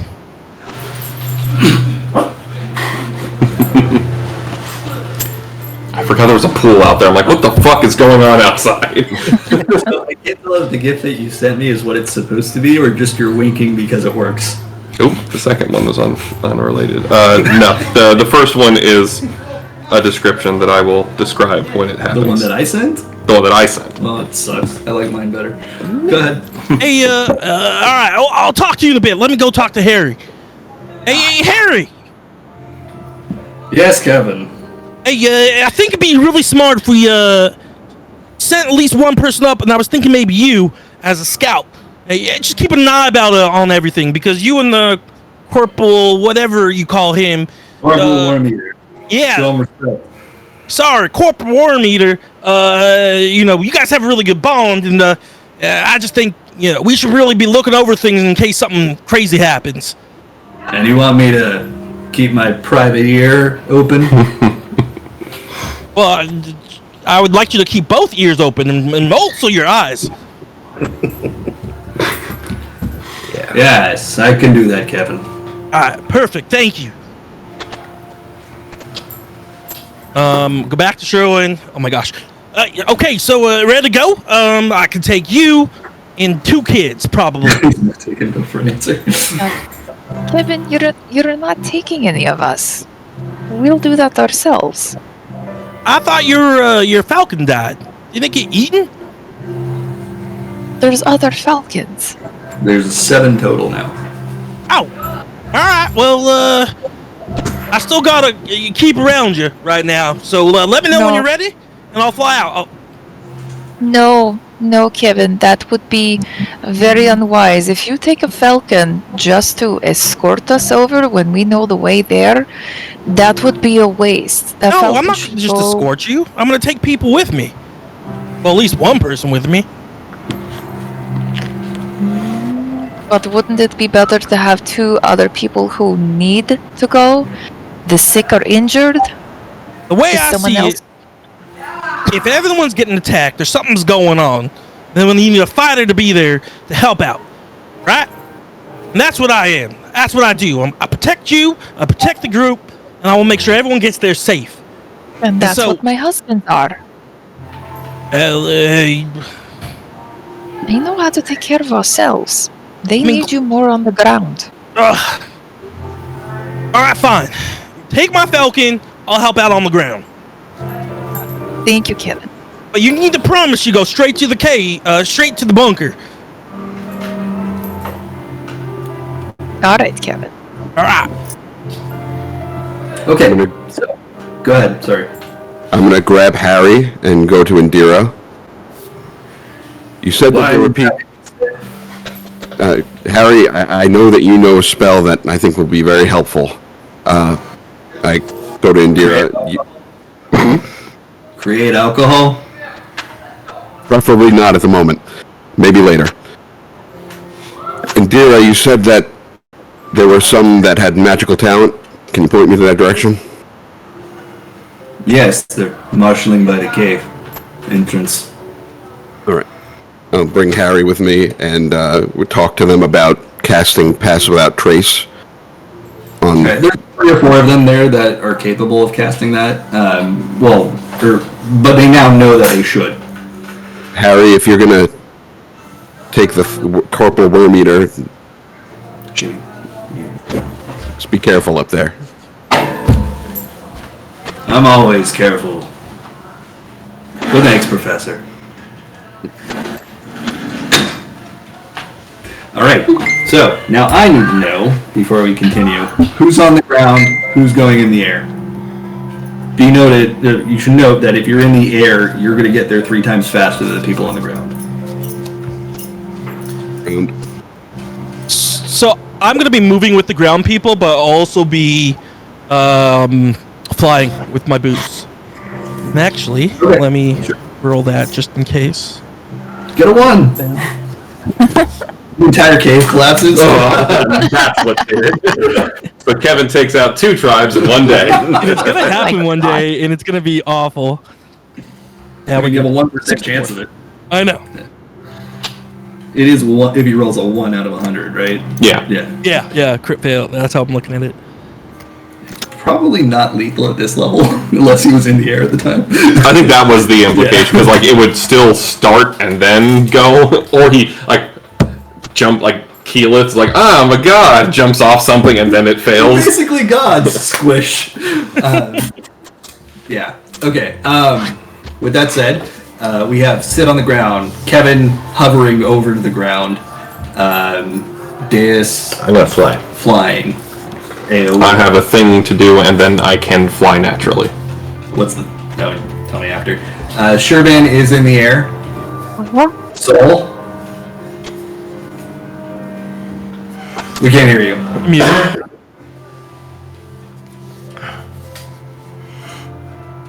Flying? Can you hear me? Yeah. Yeah. Hopefully you haven't been saying stuff for like the last while. I had said a little bit, but not much, so it wasn't important. Oh, okay. Sorry, guys. So, are you in the air or are you on the ground? Flying, yeah, in the air. Soul? Or, sorry, Tavi? I'll give up my raven and go on the ground. Okay. So, wait. How many of you are taking falcons? 1... Or falcon. Oh, I counted you. 1, 2, 3. I guess that's just 3 of them, so there's 4 that are unoccupied. Yeah, plus somebody can ride with me. Yeah. Well, everybody can keep 1 adult or 2 kids with them. Sherba's got a kit. I guarantee you Kenji and Omega would be on the ground. Yeah. Harry is in the air. Oh, so there's only 3 unaccounted for falcons at the moment, if Harry's in the air with Wormeater. Okay, good to know. Is there anything you wanted to do before you begin this trek? So then, when everyone's getting in position to board the Falcons, Feo will go over to an open spot and then put their hands in front of their mouth and blow a bubble that just grows this large, like, pearlescent pink bubble, kind of like in The Wizard of Oz when the good fairy shows up. And then it grows to be about a little bit bigger than one of the falcons. And when it pops, there is a long serpentine dragon with fur and a canine face. For the love of God, please tell me its name is Falcor. No. Oh. Inspired by, but not named after. And it's got blue scales running along its spine. And then Aoul goes over and the dragon follows them to Sid and Sherbin and the people mounting the falcons. This is my dragon friend. His name is Kyr Evermeth, and he could probably carry about 4 people, plus the kids. Can make it there faster than the falcons. Makes about 2 trips. Well, that seems pretty handy. Kyr Evermeth. It's Gaelic. What does it mean? It's the Celtic god of dreams. Aw, that's cool. Yep. Spelled like that, pronounced like that. And this is a spell you said. Yeah, it's a summon draconic spirit, so it lasts an hour. Are all dragons Gaelic? Wow. Except for the ones that are made out of vegetables, they're garlic. Wait, there are also garlicans? Ah, this world is crazy. The Garleans are dragon people. The secret's out. You heard Oh it my here God. first. There's too much to take in my mind today. Okay, so with that said, does anybody else have anything that they want to do? The amount of people in the tribe that are still there is there's somewhere over 150 people from Sherbin's tribe that need to be transported. So it's going to take a little bit of time to ferry them back and forth. But anyone else have anything that they want to do before we start this? I know I'm kind of hyping it up. Nothing's going to happen. I'm just... Okay. Sherbin's going to be really conflicted about the 150 people that are staying there after she found out that there may be problems with the Ditharl. They're not staying in the cave. I'm saying your tribe in total is about 150 people right now. Oh, okay, so they're walking on the ground? The 150? No, some of them are being ferried over by falcons. I'm saying you Right. have 150 people of the Bayaku tribe that are in the steppe. Okay, and none of them are staying in the cave? No, everybody's leaving because Indira told them to. Okay, great. And for Pass Without a Trace, it's anybody within 30 feet of the caster. It's no limit on the numbers? Correct. Anybody within 30 feet. I thought it had a limit, but maybe that's Pathfinder. Regardless, you see the people that you were teaching how to do it. They're walking around and they're casting the spell on groups of people as they go by them. It's like, you know, like priests anointing people before they go into battle. It's that kind of thing. Yeah.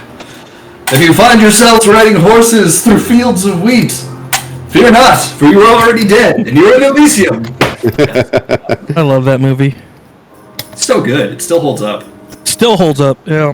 I just watched it the other day. And yes, I know you're going to say I should watch Bedazzled Poe. I know. Okay. So, the trek begins. Some people stay behind while they're waiting to be flown by Falcon, but the amount of... Is he biting it? Yeah. The amount of people who refuse to be flown by Falcon is greater than those who are okay with it. It's they don't like the heights, they don't like being on birds, they don't think it's natural kind of thing. So they're on the ground. I would say about 1/3 of the tribe is willing to fly, and that's going to take some time getting everybody over there going to and from. The rest are on the ground, and you've created a bit of a caravan leading across. Did Sherbin's family take the offered dragon ride? Or is that being used for other peeps? I think it was just her and one husband that was going on the Falcons, but they could instead use the dragons instead and free up the Falcons for other people. I mean, that works with me because Sherbin's got the oldest kid, and the husband has the other two kids. I think her other husbands are down on the ground helping with the Exodus. Gotcha, yeah, Because they have to. Capacity-wise, all 5 of you could fit on the dragon with room to spare. Gotcha. 6, 7.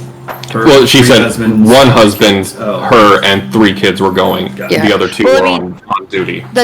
That depends. Are her other husbands allowed to fly off, or do they need to, because of what their roles are in the community, do they need to escort the people on the ground? One of them is maimed. That's probably the one that you have on the Falcon right now. Right? Okay. Okay. The other 2, I mean, nobody's been told that they have to go by air or have to go by ground, so I would leave that up to you to decide what they do. So then, yes, she's going to take all 3 of her husbands with her. The Okay. whole fam. All right. So the first wave of people go over by Falcon. Sherbin. Never mind. Oh, Indira goes with you. Okay, she's flying on a Falcon. Oh, okay. with the first group over so that she could lead people down into the bunker. What? That was a weird look. Just my face. She's flying right alongside you, and she looks slightly concerned. Sherman kind of gives her a side eye. Like, shakes her head. Just like, What? I'm not going to ask. I'm not going to ask. Are you saying that out loud, or are you just kind of saying that in your head? She's saying that in her head. Okay. Indira speaks up to you. Sherbin, do you remember there being a rock formation on the ground between here and the Dawn Throne? No. No, I don't. Why? Because there shouldn't be one. And yet there was when we came over here earlier.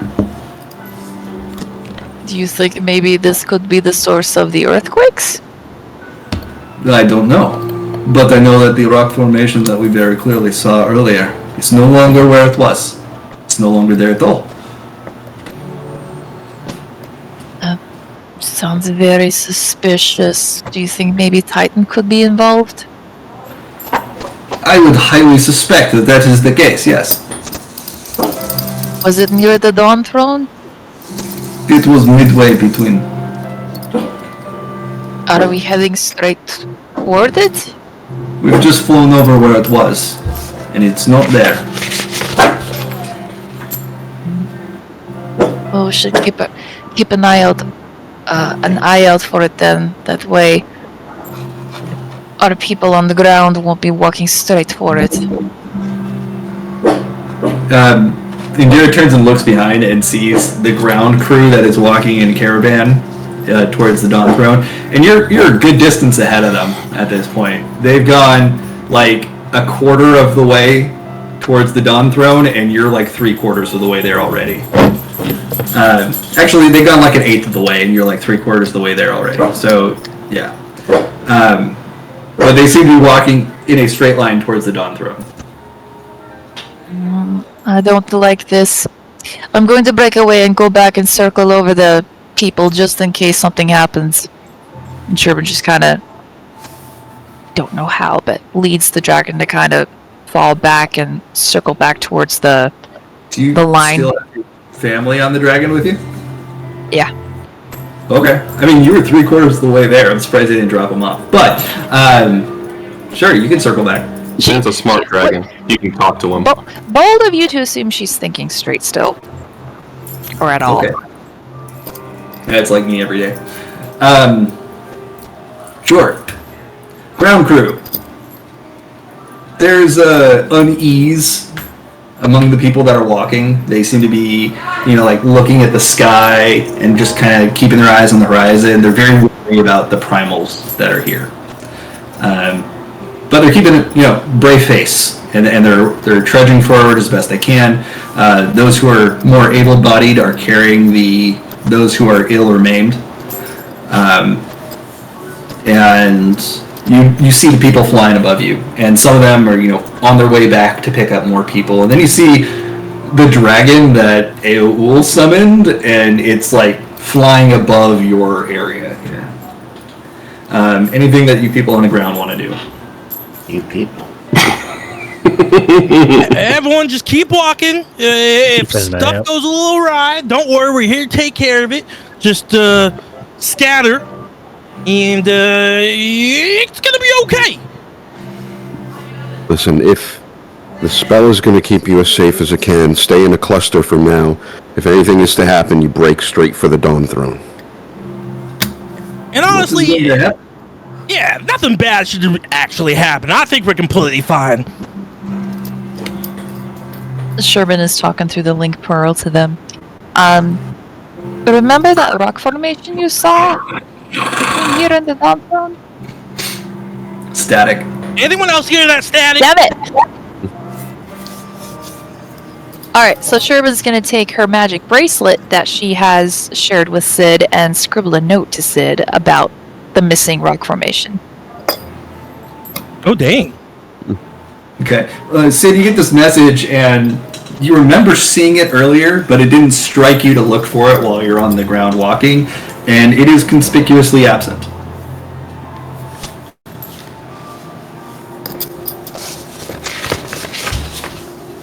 Right back that we'll keep an eye out and that she should go ahead.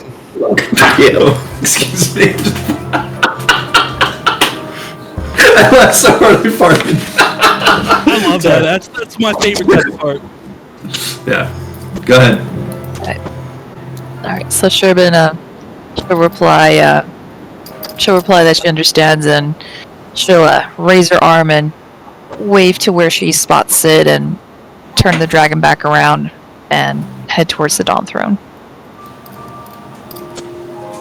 Okay, sure. Ground crew, you're still trudging along at a decent pace. You pass the area where the boulders were. Nothing seems to happen. Although Sid is stepping eagerly. Wasn't there a boulder here last time? There was, and the fact that there's not now is something we should be pretty wary of.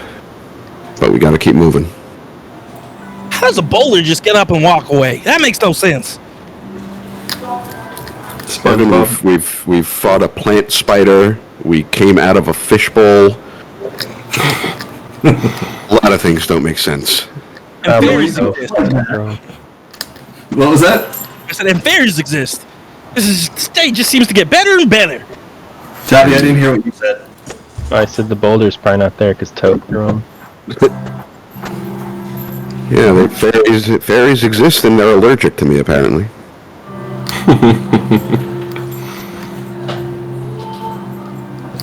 Fairies are allergic to me. That's such a sentence. Okay, cool. You continue along and... Okay. You're about halfway to the... Why are you Nothing. rolling, Daz? No reason. You're about halfway to the Dawn Throne, and it looks like the Falcons that were ferrying people there are now on their second trip back to pick people up. Anything anyone wants to do at this time? Pray.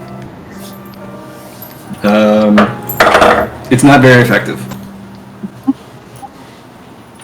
Yeah. Did Sherbin have the dragon drop off her family at the throne? Yes. Daz, why are you rolling? Stop rolling. Because I'm the DM. I think that's a good reason, right? We're just having a nice stroll, okay? Could we, calm down? Bro. Thank you. Oh, they can't hear us. So then after I kill everyone, I start murdering all of Sherwin's people. For some reason, the world doesn't even care. I'm going crazy. I'm slashing and looking at the little children and killing them first because they're easy to kill. He's gone completely mad. And they still can't hear me, suckers. What the fuck? We can hear you. This is not your speaker. Your speaker's up there. This is the music.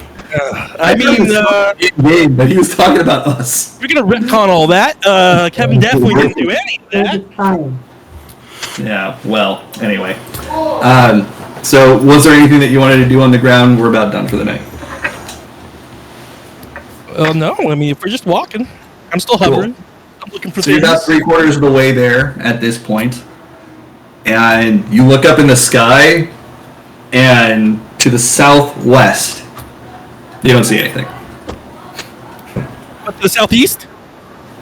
Oh, to the southeast though, you don't see anything. 4 primals. You see nothing. It appears that there's no primals anywhere nearby you, and it looks like this is going to be a safe trip to the Dawn Throne on foot, and maybe your tribe's going to get there okay. And just as soon as you have that thought, the ground begins rumbling. And you don't really see a source of it, but you see what appears to be a sand cyclone as dirt and rocks are swirling around the ground in front of you and then growing out of the ground, forming itself into a massive primal. This is Titan, bigger than you saw it before. And as Titan grows in front of you, it at first does not seem that it notices that you're there at all. and then you just see it crane its head down and look at the line of people like a fucking salad bar. Oh no. And that's where we're gonna start next time. Oh. Now, was it bigger than the already bigger size we saw it the second time? Yes. Okay. Just Yes. me, or is he happy to see us? I mean, it was pretty obvious that Titan was gonna come out when you walked across the ground. I realized that as a storyteller. I'm still gonna do it. Oh, what if he? Now, What it if was he? Quetzalcoatl that popped it out of the ground. Would have been like, what the fuck? Surprise! What were you If saying? he's bigger, is he in his Eden form? I hope not. That would be terrifying. Jess, what's the music that's playing? Pretty sure that's the raid music when you're fighting. So yeah, this is. We're in so much trouble. You jinxed us, Jess. It's all your fault. Oh no! Hey Poe, remember when we did this Savage a little while ago? Okay, so no game next week. I will be in Ohio, but I will be thinking of plenty of ways to challenge you guys while I'm there, and we'll play when I get back. All right. Yay. Yeah. Thanks for playing tonight, everybody. Gonna kill me off in my first combat. Kind of seemed a little bit slow tonight. If that was the case, I'm sorry. I don't think so at all. Okay. I talk a lot, so I don't know. That was fine. Like was a lot of I fun. liked. Yeah. I like Kevin's hyperfixation. Yes. That was pretty good. I'm surprised no one else is like wigging out. All right. I think the fact that you learned that Kevin slaughtered 3/4 of an entire tribe, literally over 1,000 people, and nobody seems to be doing like much about it or saying much about it. It's like, You know, it's not like he intentionally did it. He just hit a button. accidental genocide. Oh Yeah. my god. Just like Millie didn't intentionally try to poison someone. And if I recall, everyone was talking about intentions last time when Millie got chewed out. Yeah. She didn't intend for bad things to happen, and nobody died. I mean, is Yeah, it There was no prank. It was just pushing a button. You mean? Is it well known that it was thousands? No. It was. No. What did you say? Just like Is it well known that it was thousands, or is it still just generalized as a I lot? think we as the players Or a just thought, couple. oh, some people died. We didn't have an idea of the So we size. If Sid's a professor, he knows math. If he was to extrapolate based on the amount of the settlement that remained versus how much clearly had fallen in, he could probably do the math of that and figure out, yeah, probably over 1,000 people. Listen, they gotta Yeah. move. I can't sit there and have him talk about killing 1,000 people right now. No, I'm just saying. Yeah. Somebody asked, "Do you know if it's 1,000 people or not?" So I was explaining that out of everybody, Sid would probably. Close. okay. It's good morning. So DX already gave me the pass. We're good. Well, I think the only people who know would be Tavi, Deus, Sid, and Kevin, because they didn't tell everybody else what happened. They did tell what happened. They didn't. Sid told Sherbin. And they didn't. They Kevin didn't. told Not Indira a- because she was like, oh, that doesn't sound good. He just didn't tell Well, the scope. Kevin walked away, and Indira is like something bad happened, right? And then Sid confirmed. That's what. No. Well, I didn't hear anything, so I was oblivious. Yeah. But there's so many souls of children that you can go collect now. That's not my job.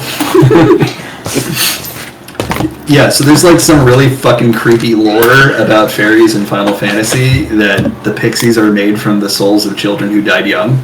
Oh, fudge. And like there's a series of frog pixies, the Fua that you mentioned are assholes earlier, and they are formed from the souls of children who drowned. Very uplifting, happy story, yeah. These are the fairies I'm familiar with.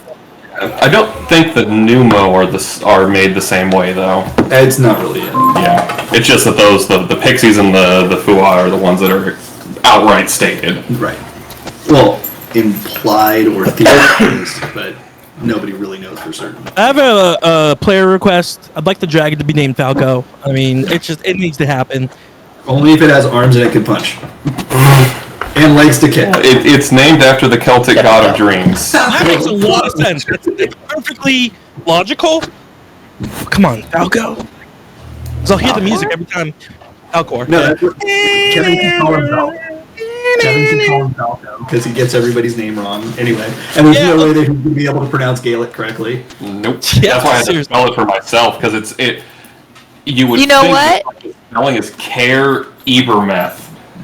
I do think care it makes sense that Kevin would call him Falcor because we had a whole bunch of falcons, and then we have this dragon that Does Yes. uses along. Yes. Okay, it's Falco to me from here on out. Yeah. I'm not going to try to pronounce Gaelic, because that's insane. That's what I was thinking. Anyway, thank you for playing, everybody. Good stuff. Yep. Bye. Night, night. Hi, everyone. Good, everybody. Good night.